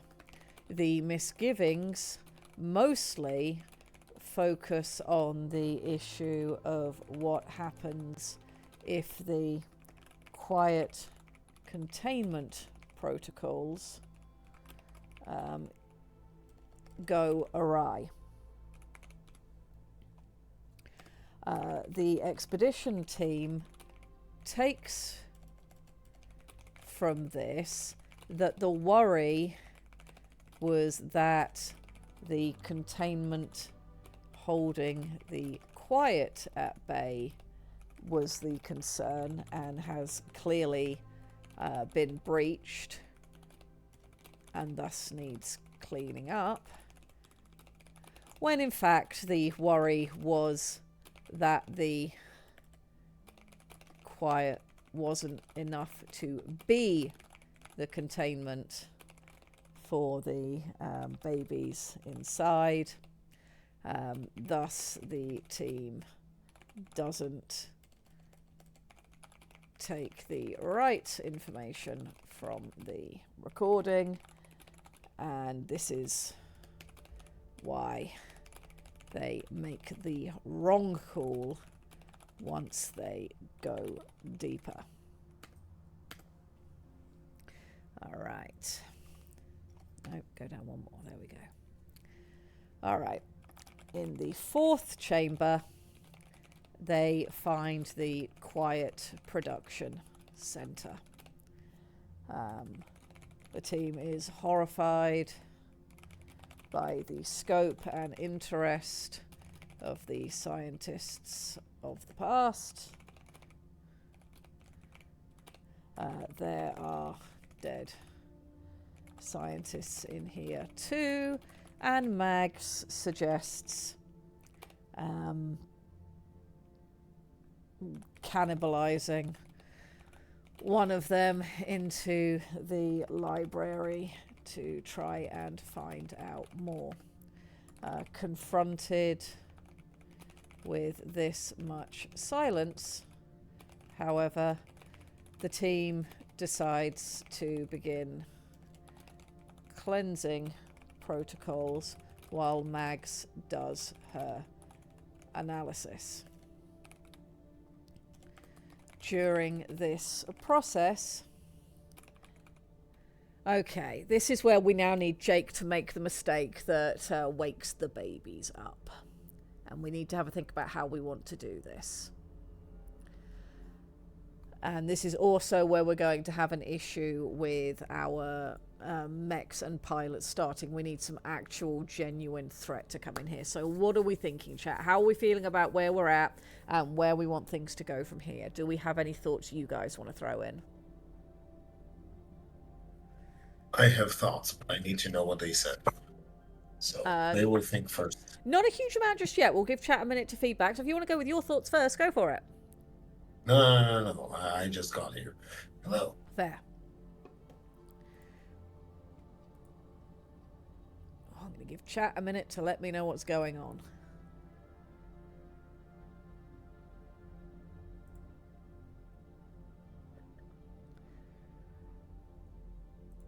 Alright, what do we got? This also gives an opportunity to get the library mech destroyed and Mags killed. Yeah.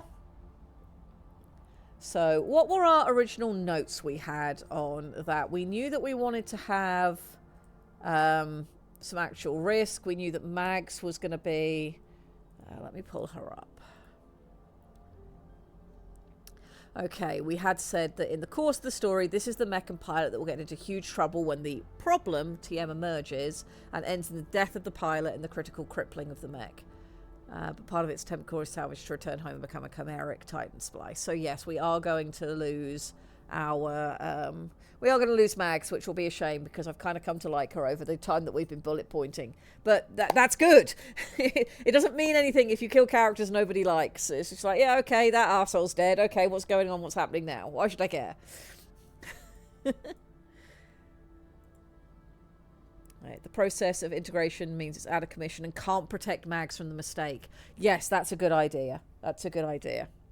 Okay, so during this process, Jake unwittingly unleashes the babies. We need to have a think on that, and I'd love to have any input from you, chat, on how you want that to look. You know, how do we want that specific thing to happen? Does he open like a sub room by leaning on something? Do the babies wake up just because he's cleared the quiet that's immediately in their area? Let me know any thoughts that you guys have. So during this process, Jake unwittingly unleashes the babies. We know that's going to happen.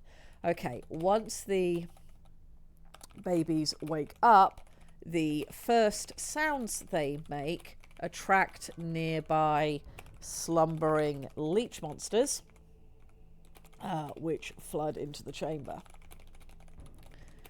The babies are also ravenous.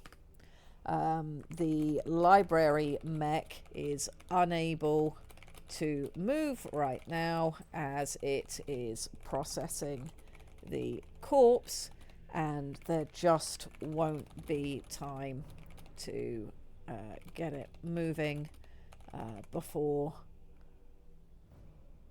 everyone is in serious trouble. Hordaka moves in to help as best he can while everyone else falls back. Mags stays in her cockpit to override the sample bay and let the shark girl out. This means she doesn't have time to get away herself. She either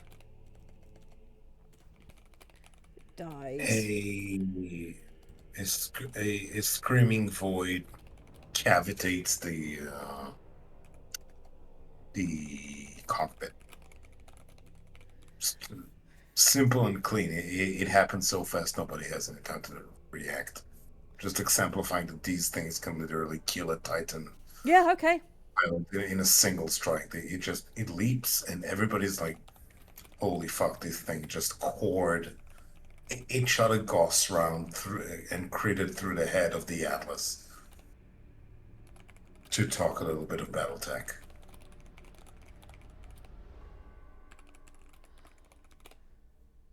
Okay.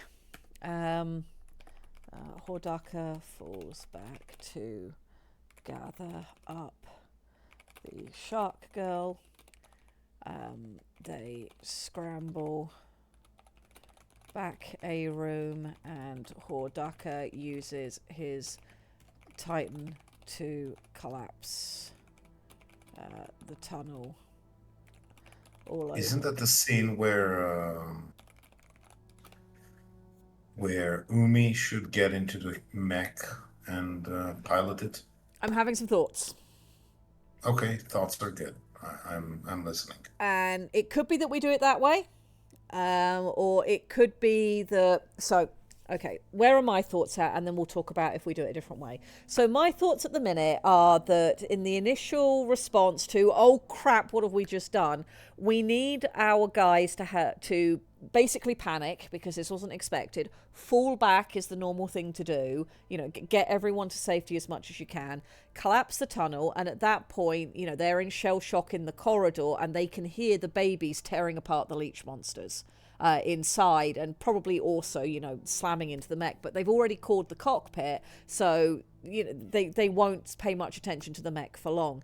They then hear the babies starting to work on the walls, trying to break out. Their problem is that all of the information, you know, their data is on the library mech, which is still inside. They're now in danger. They've unleashed these things. They don't know what the fuck they are. Maybe it's at this point that Umi has perhaps heard of the supercavitating underwater Valstrax and says what he knows and that he fears that these may be them. And we then have... did Jabra have the background with the silence? Jabra Somebody had a has- background with the silence. No, it was Umi. It was Umi. Umi. So Umi will also point out that, most importantly, these things have quiet affliction. And, you know, that's a thing. So maybe they then fall back to the barracks to come up with a plan of attack for what they're going to do and sort of have the chance to have that breathing space to figure out, oh shit, we've just done something terrible without meaning to. We've got to fix this because not only does this put the Shark Girls village in danger, but when the Gleamwake fleet passes overhead, they're now in danger. So they need to formulate a plan. And part of their plan is that they need to get back to the library mech because they need the information that's on it to figure out a way to deal with this, especially if it managed to finish processing the corpse that it had taken on board. And get their information to add to the song. Perhaps there's something there that can help them. And maybe because the Library Titan is as big as it is and as complex as it is, for all the cockpit is used for piloting the mech, the sample bays The mech- perhaps have their own data suite. The Titan is too big and too old to be a singular core. It's not a singulo Titan. Yeah. Where Megs was at the top and front, and Yeah. the actual core of this thing is further back into the center. And again,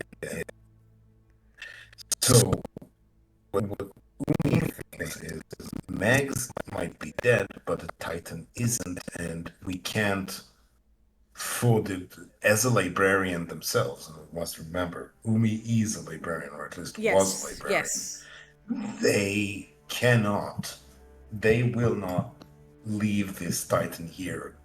They will do anything to bring it back. There is nothing, there's nothing Umi wouldn't do to bring the Titan back, and he thinks the Titan is still alive. Now, they fall back, but they're not falling back in panic. Again, these guys are more experienced and more interesting than just being blind, sheer civilian level panic. Yes. They fall back, they regroup, and by that time they regroup, Umi already knows that someone, and this is the clash with Jabra and the rest, someone has to get into that mech and get it out, to get into the Titan and get it out. And the argument here, the important argument here is, what should they get back? Should they try and get the whole Titan, or should they let Jabra slice it up, get the core, and get out? Okay. And Hordaka is on one side, Jabra is on the other, and this is an emotional shape of a clash. thought in my brain that's going to change a few of the things that we thought we would end up doing, but I think makes the story better. I like it when you talk like that. Go ahead. I'm literally doing the rubbing my palms together thing. Very good. All right. I'm sticking needles in the Cephlin's head. You do that. Okay, let's get some more bullet points in here. So, we'll come back to Jake unwittingly unleashing the babies in a minute. Chat, I did see your comments. We will come back to that, but I want to get this down before this all goes out of my head. Because chat, I can scroll through. Things said out loud, they are fleeting and must be written down. Okay, so the team falls back in brief shock. They know they need to do something about the problem now unleashed.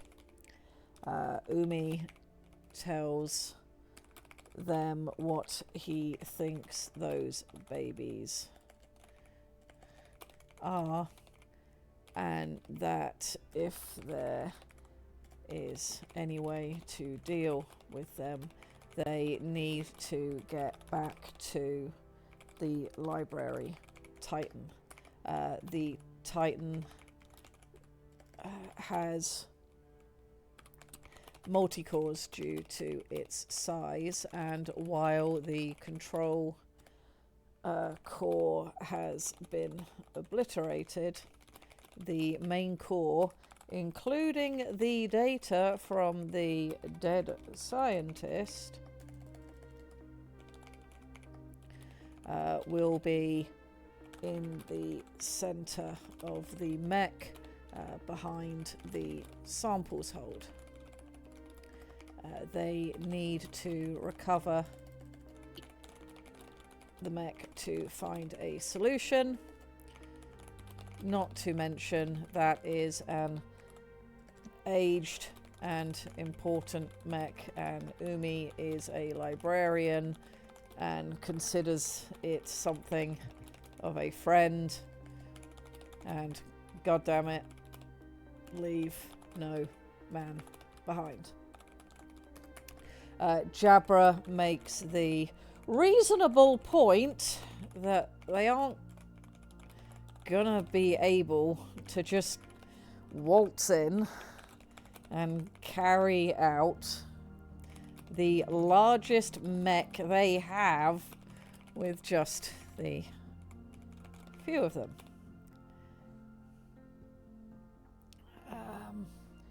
She is, however, aware that this is a problem, TM, and they need to at least get the core out. Umi and Jabra argue a bit. Jake makes the point that none of it matters if they all just get eaten trying to go back in anyway. They need to assess the situation before any plan can happen.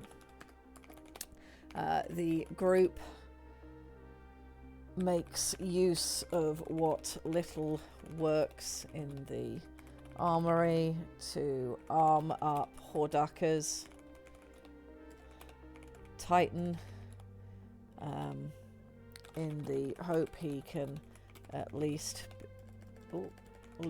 be a distraction. Then they return to the shape. Okay, let me bring back up our act structure, because at this point we are technically moving towards Act 4, if not in Act 4, but that's fine. Alright. What little works in the armored Return to the chamber. Okay. Good news. Bad news. Idea. Yes. Going to Ed's point in our discussions, this is where Kilo can actually shine. Kilo is the only thing with the frame rate fidelity to get a clear picture of what they're dealing with. Okay. Kilo gets a clear It's like- picture of the chamber. Now they. And the chamber and the babies and the screeching halt. That, I mean, they can't actually see these things. They're moving too fast. And Kilo has the frame rate fidelity to just say, okay, here is what it looks like. This is what we can project on its abilities. This is clearly bioengineered, at least from Kilo's point of view.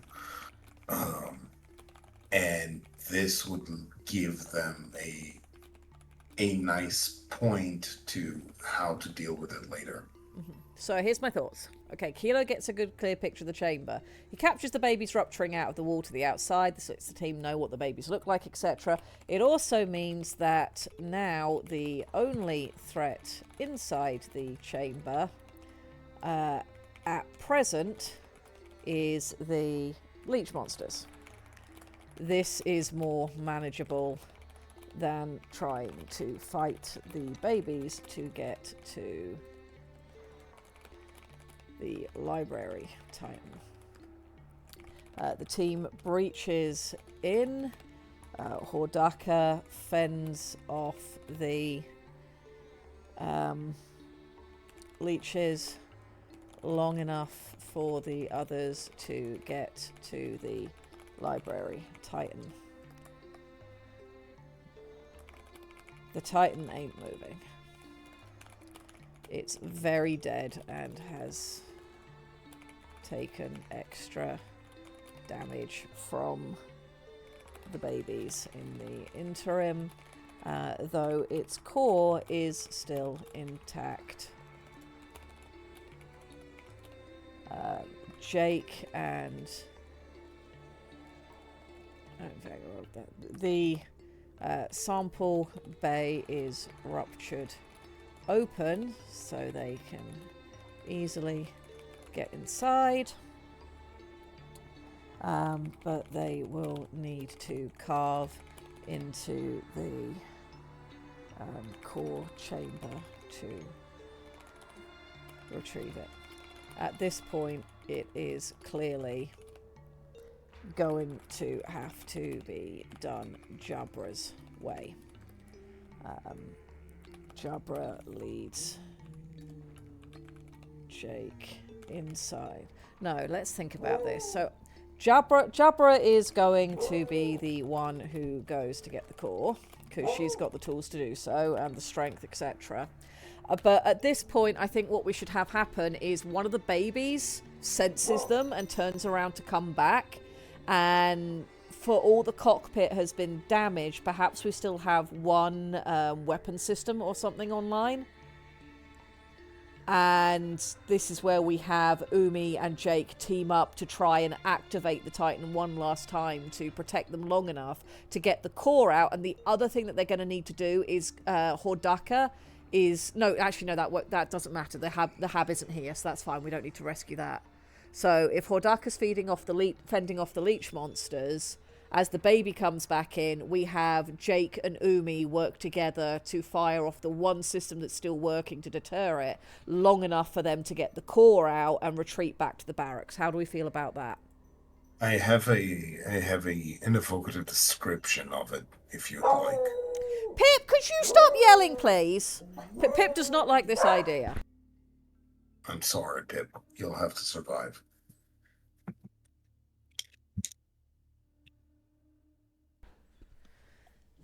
Okay, what was your thought, Lictor, now that I yelled at the dogs? I am thinking that what's going on is that Umi is going to be a little bit ruthless, and he's going to tell Jake that the Titan is not dead. It's in shock, it's grieving, it will not respond. You have to force it to do what you need to do.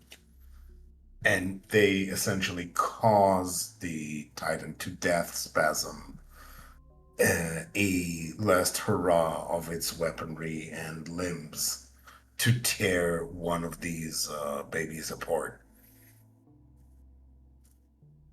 That sounds really It's good. Give me just a minute to settle the dogs. They are losing their minds. very good.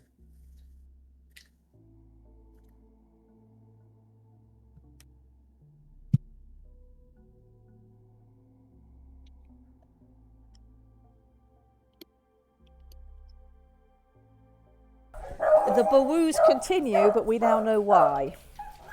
They are... Oh my god. Their friend is on the tennis court and they are demanding to go and play. That's what all this noise is. Aiden is going to take them to go and play.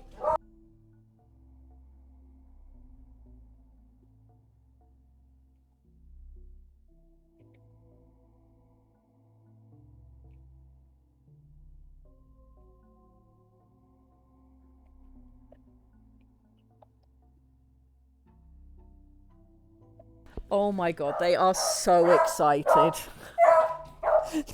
You guys can't see them, which is a shame because they've got little tappy feet at the minute. They are yelling at the top of their lungs and they have tappy feet.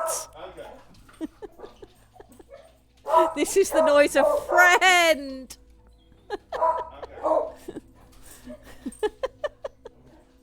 I have the most ridiculous dogs in the world. I'm so sorry, chat.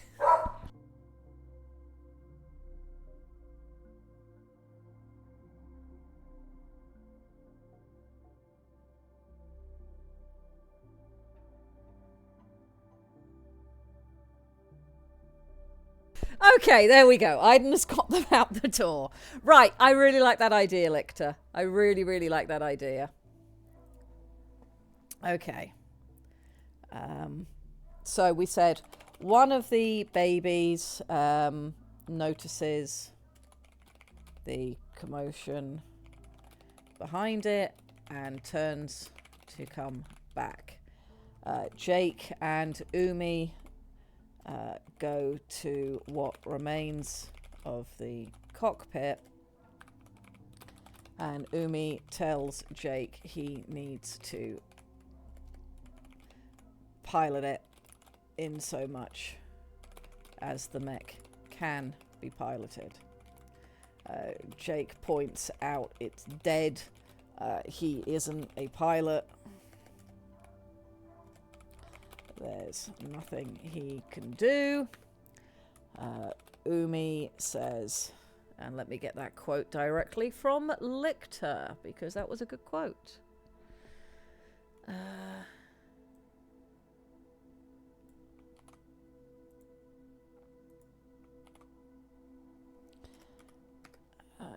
Jake, with Umi's help and support, is able to activate the mech just long enough to grab the baby with one of the sampling arms and rip it apart just before Jabra pulls the core. Pulling the core is what prevents Jake from taking immense psionic feedback, but Umi still has to pull him out, and they retreat with Hordaka back to the safety of the barracks. But the other babies are loose. Okay, I think that gets us through that section. How do we feel about that, chat?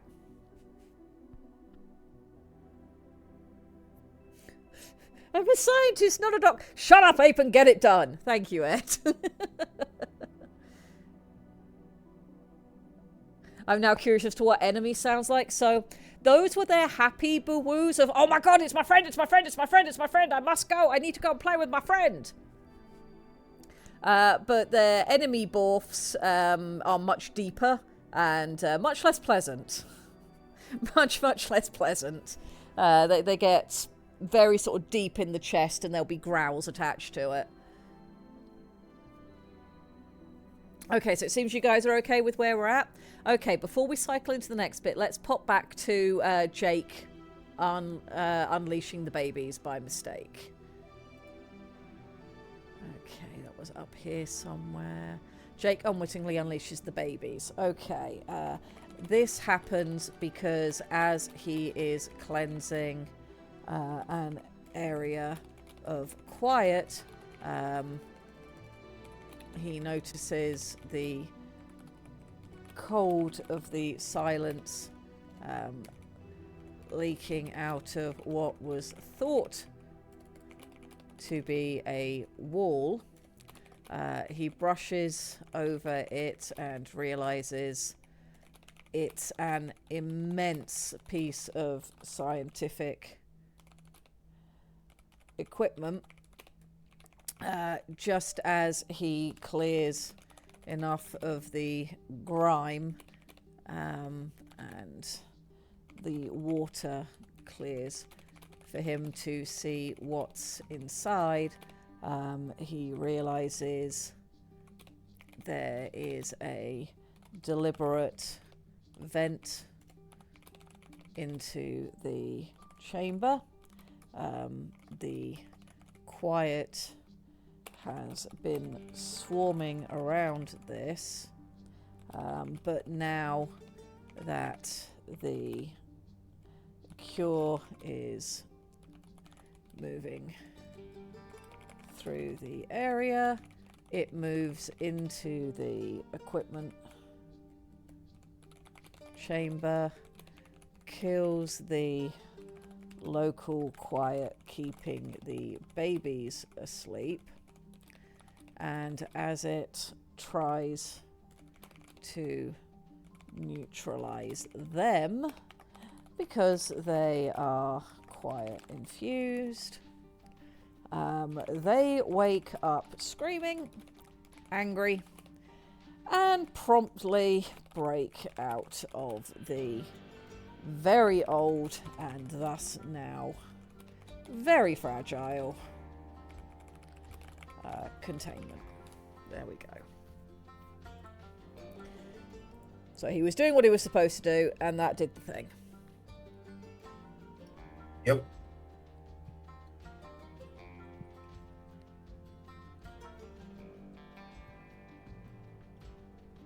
I have another sentence.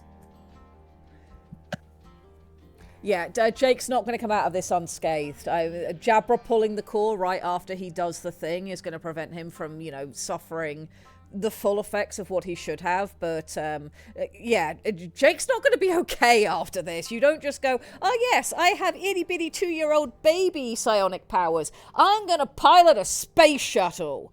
Expect to come away without some ill effects. All right, what were your thoughts, Lictor? I'm writing it down. Okay.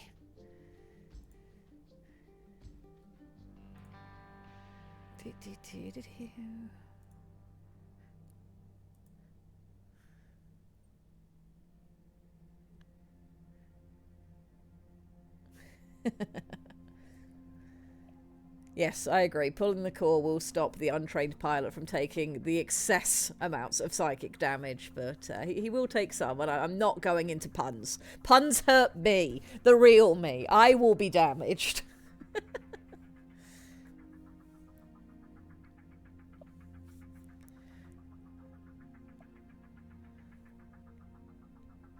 Let's see what Lictor is writing.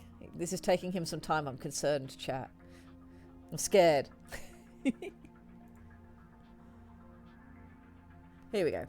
Whoever worked on this wasn't developing a new virulent type of silence. They had weaponized silence and moved on to weaponizing the abyss itself, using silence as its guardian jaws. Yes, yeah, let's copy that quote in.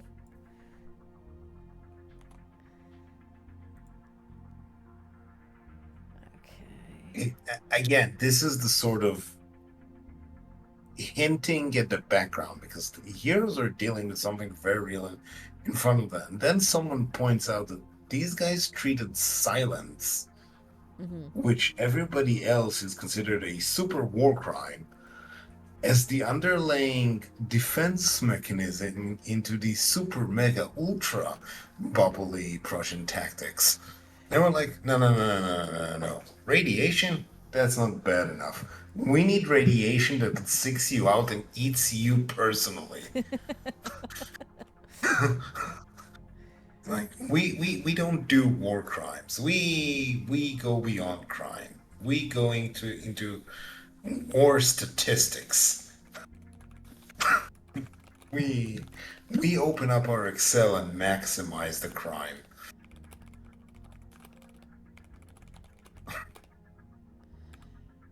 Okay, back at the barracks, Jake is not in a good way. For all the feedback he received was vastly reduced. He is still not trained. Humans can't pilot mechs for a reason. And he has the epically brain scrambles. Owie. I also have the He epic also brain scrambles. Owie, because this is the level of bullet points we're at now. He also has the lightning. Yes. He also has the lightning Yes. scar. He now also has a Lichtenberg scar, like Umi does. The Archaea girl soothes and helps look after him. She says this is why her village doesn't trust mechs. They can be so dangerous and hurt people. However,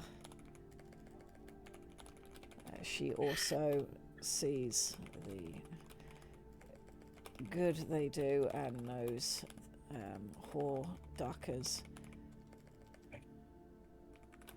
Titan is the only thing that will save her village. The group ruminates on the fact that the babies, now they are loose, will go after the shark village once there are no more leech monsters to eat. And they already killed quite a few leech monsters. Oh dear.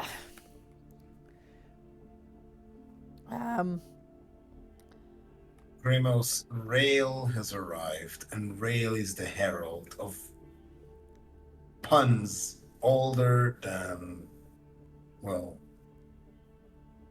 older than time. He is a herald of the olden days, of the ancient ways. Yes, Rail has come to personally stab me in the brain meats. All right, I think from here what will need to happen, and this was the thing that had me sort of rubbing my hands and going, while we were talking about the other bit. Okay, they've got the core from the Library Titan. It's not really any use to them as it is. I think what needs to happen here is instead of, yay, we have saved this, we've saved the personality of the Titan and its knowledge and etc., and it will go on to become another Titan later and live on and amazing. I think what we need to do is have them field splice this core into Hordaka's Titan so they can access the information inside of it, and Hordaka's Titan becomes a chimera right here, right now. That is terrifying, yes. Didn't we have a third Titan? No. We only had the two. No. Really? Okay. I was... Ed says, fuck yes, let's do that. I feel like that's where this story needs to go. As we were sort of discussing this, this feels correct to me. This needs to be an in the field, and this is going to make this mech so unique when it comes back. It's like, yes, this was a young mech, but it's already a chimera. I think this needs to be what we do. This is... Ow. Yes. No. Yes. This is... Yes. Hello. Yes. This is...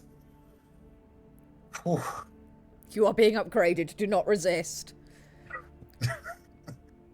But yeah, I think that's what needs to happen. It feels like if we don't take advantage of this option, we're missing out on the No. coolest. Because the thing with stories is, what is the coolest thing that could possibly happen, and why aren't you telling me that if you don't tell me that? I can't think of a good reason why we wouldn't do this. Yes, I agree. I am going to say that Hordaka is going to be incapable of piloting it.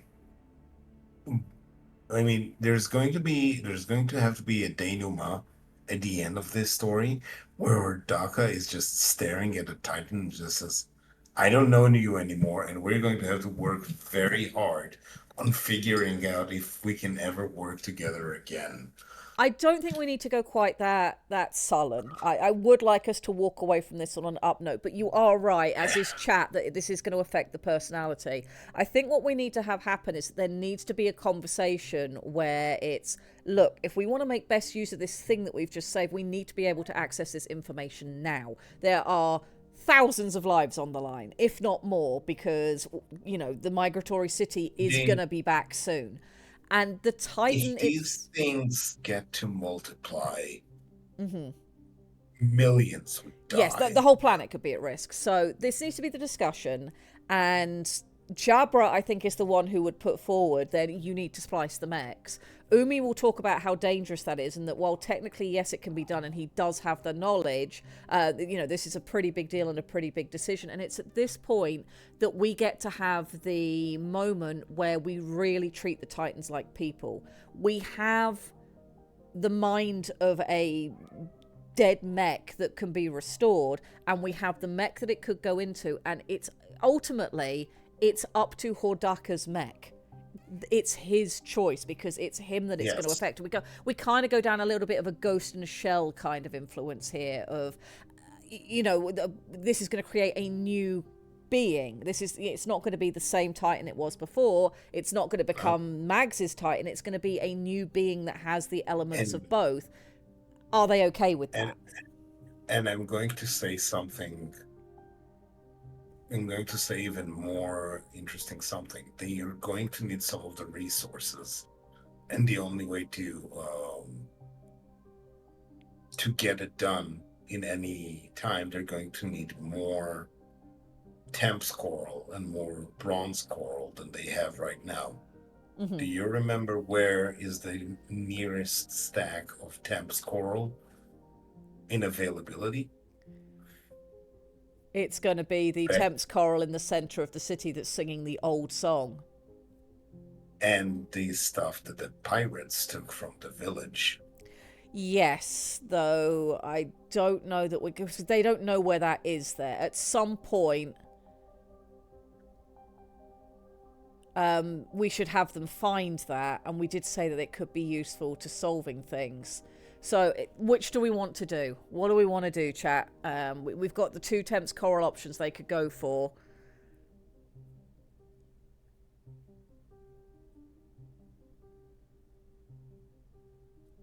I think we'll need to do a poll. Let me write some ideas down, then we'll do a poll.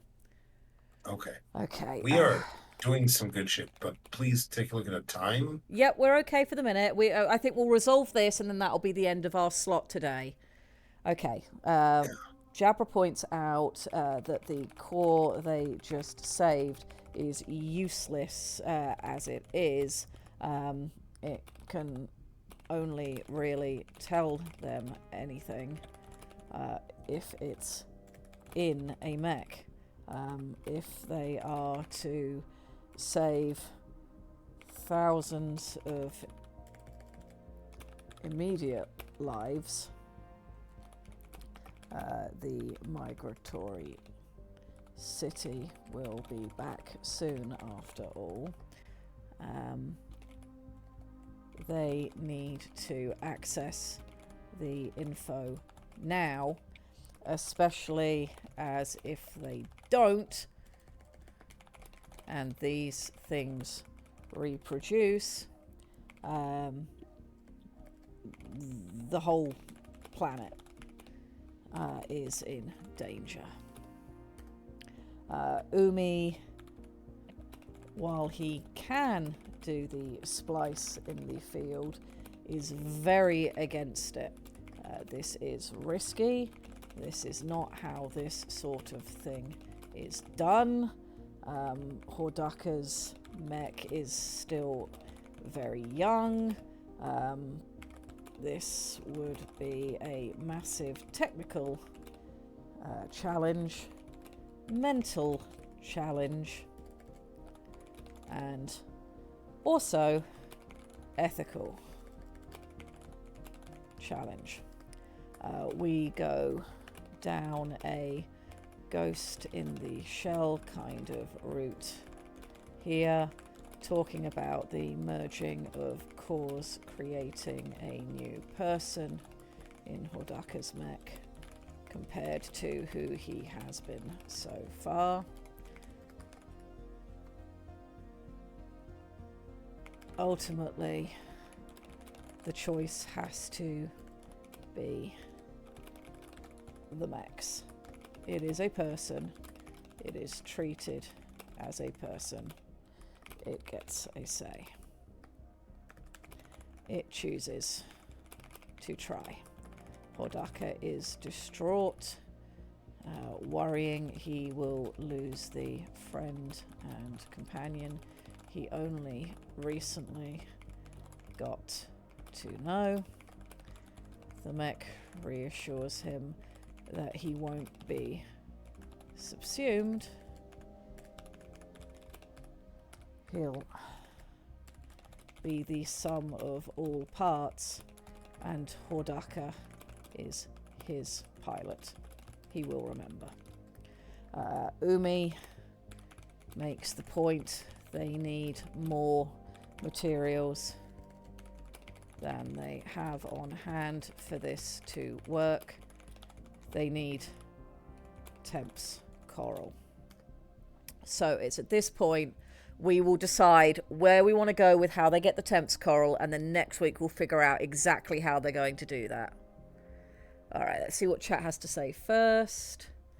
So Jake could perhaps show off his skills working with coral. Yep. The young Paragon Titan can actually give us the real lowdown of how the coral feels about merging. The death of self is not such a big deal for them as it might be for us singular living mega organisms. Coral thoughts can be far more agreeable to such a rebirth. That's a really good idea. I have checked my posture, Corbin. It's terrible. How is yours? Right, let me put this in brackets here. So we have that cool quote to remember. Okay. Giving the mech a say is a contrast with Kilo and human AI being distinctly not people. Yes. Kilo would understand the Titan's perspective. Okay. Come from a break to him making a chimera. Yep. Yep. All right. Let me put this in over here as well, because this is worth remembering. And let me grab the second part of that as well. No, don't give me the menu. Give me a full stop and thank you. There we go. Okay. Posture is a difficulty modifier. I chose a challenge. That's fair. I will have a stretch. Thank you. Oh, my spine popped. My spine popped. All right. Let us do a poll to close out our world building this week. I'm very proud of where we've got to. This has been cool. Okay. Where do we get our Chimera's Temps coral from? Desecrate the ancient song, or desecrate the village archive. Well, let me fit all of that in. Yes, Doctor. We're Give us an idea. one of these is going to be awful. Okay, we'll see what Doctor Who's idea is before I send the poll live. What is your idea?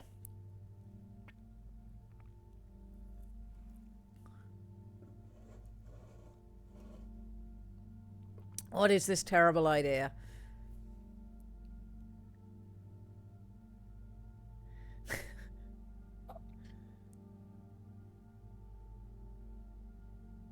Desecrating the city's coral gives rise to the new mech's name. Do you have a suggestion for what that name would be? Something about the ancient song. I mean, yeah, it could give it a really cool name. And yeah, this would become a really unique... I mean, either way, it's going to become a really unique mech. But desecrating the ancient song could be very, very interesting. And that would allow us to therefore return the village's coral to it. And sort of resolve that in a positive manner. But it's going to be up to you guys. We could go either way. I'm going to hit the poll to go live for 2 minutes. We'll see what you guys want to do. But either way, you know, something precious is going to get destroyed to ensure the future of the entire moon. So, what do you want to do, chat? We've just hit some real stakes here.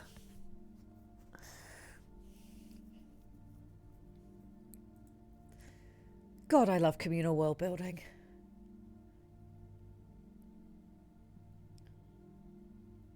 Desecrating the Ancient Song sounds like an awesome band and or mech name, but I'm not sure if it's good for now. I mean, absolutely, it could be a great band name in the wake of this.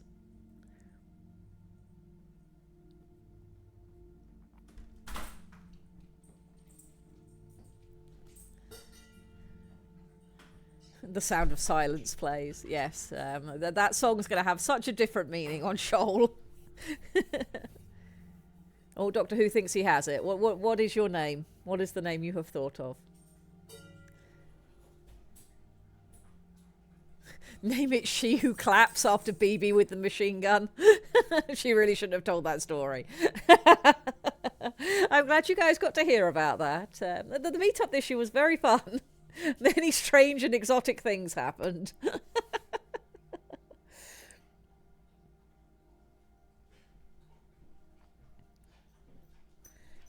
The mech wakes up and says, I am the Old Song. Yeah, Old Song is a very simple but deep name. Balsam. Balsam's that's a good name as well. They had fun. Good, I'm glad. Both are good. We could combine them. I am the Old Song, Balsam. And chat has decided we will desecrate the ancient song.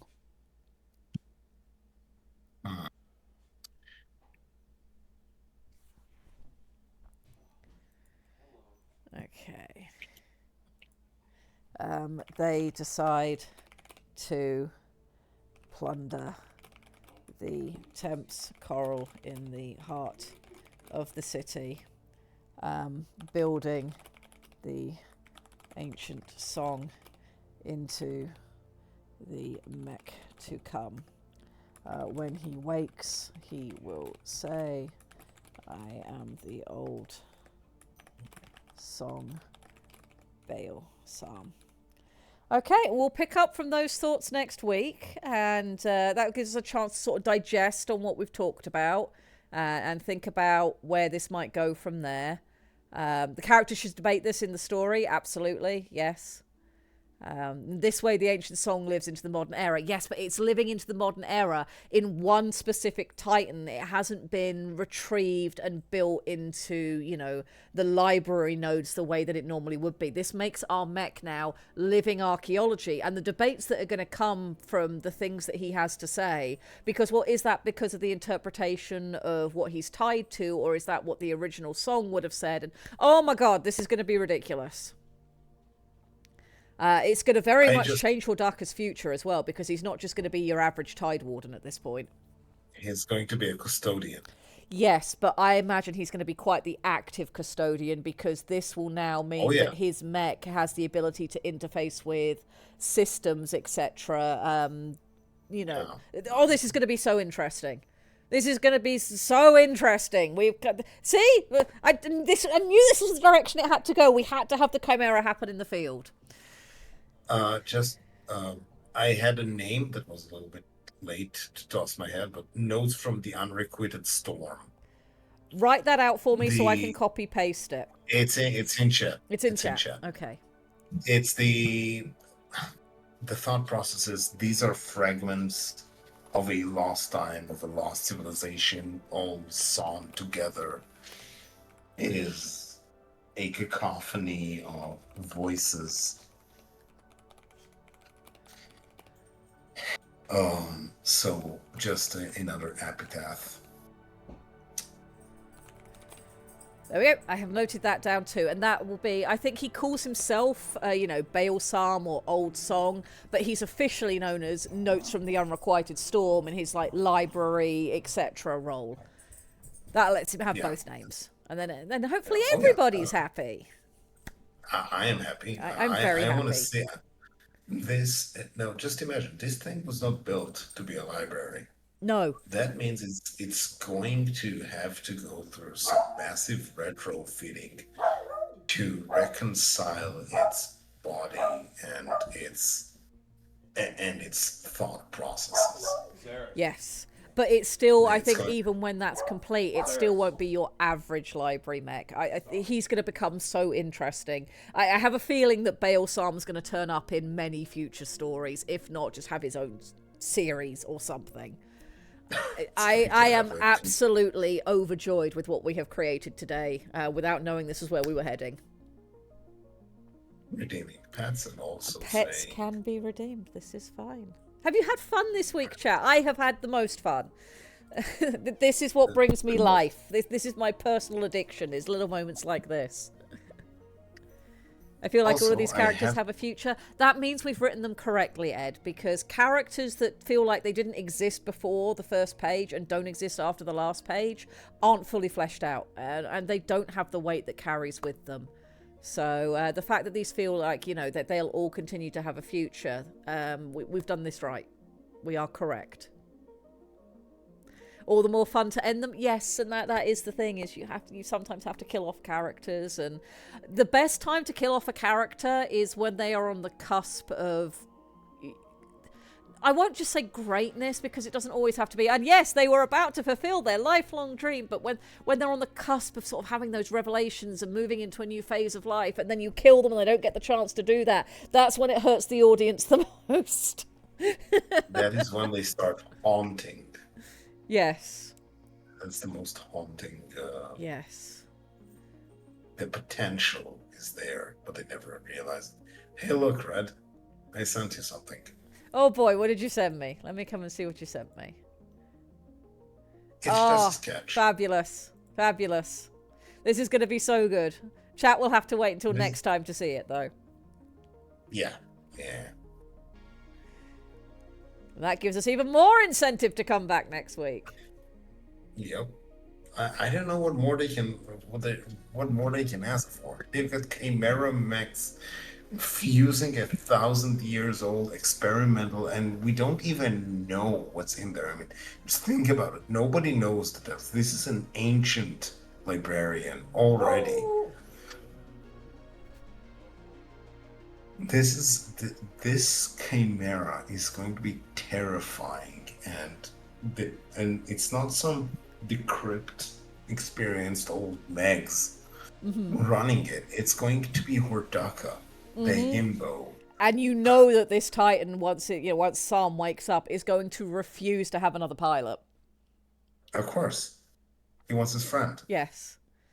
So, okay, I can see the whole 3 days from retirement or at the retirement party. See, those never work. And the reason why that became just such a trope so quickly, and one that people kind of roll their eyes at, is because with the retirement party, for the most part, you're sort of talking about the end of things instead of, the hopeful beginning of something. Like, yes, I have finished my career and now I'm going to retire and just spend my days on the farm. This is somebody who's already had a full life, somebody who's completed their career, etc. That's not nearly as weighty as, I've decided what I want to do with my life. I'm heading off to college tomorrow. I've got this unique opportunity to go and do this in this place with these people, and I've put in all this work to do it, and I can't wait to go and, oh no, I've just been murdered by a serial killer.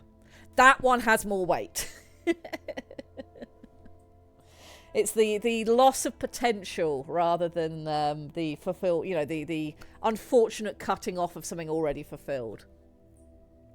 But that is a rant for another day if I'm going to go into it in detail, because we only have 10 minutes before Stryker is due to arrive and entertain you lovely folk. And Stryker has mod powers, so I don't want to upset Stryker by being here too long. That is very legitimate. See, now you're going into it. This is why we have to stop now, Corbin, because you're right. And there's a conversation to be had about that. And we don't have time this week. Hordaka's future got really twisted from what he planned. Yes, we have just ruined this poor boy's life, but in the best way. Yes, you are right about this one specific thing, Corbin, which is unique. It must be a blue moon tonight. The celestial stars have aligned. Hey, enjoy. I got rain today. You did. Cosmic nonsense is going on. Corbin was right and Lictor got rain. Two things happen just about the same time. Alrighty. We have got to get out of here. Have a wonderful weekend, chat. Enjoy the rest of the streams that are on today, tomorrow. I will be here on Sunday night for WBPLW as usual. I hope to see as many of you there as possible. Be good to each other, and thank you. This has been wonderful this week. Any last words, Lictor? No, it's been wonderful. I look forward for the next time. Cool. Then we are going to get out of here. Ciao. Ciao.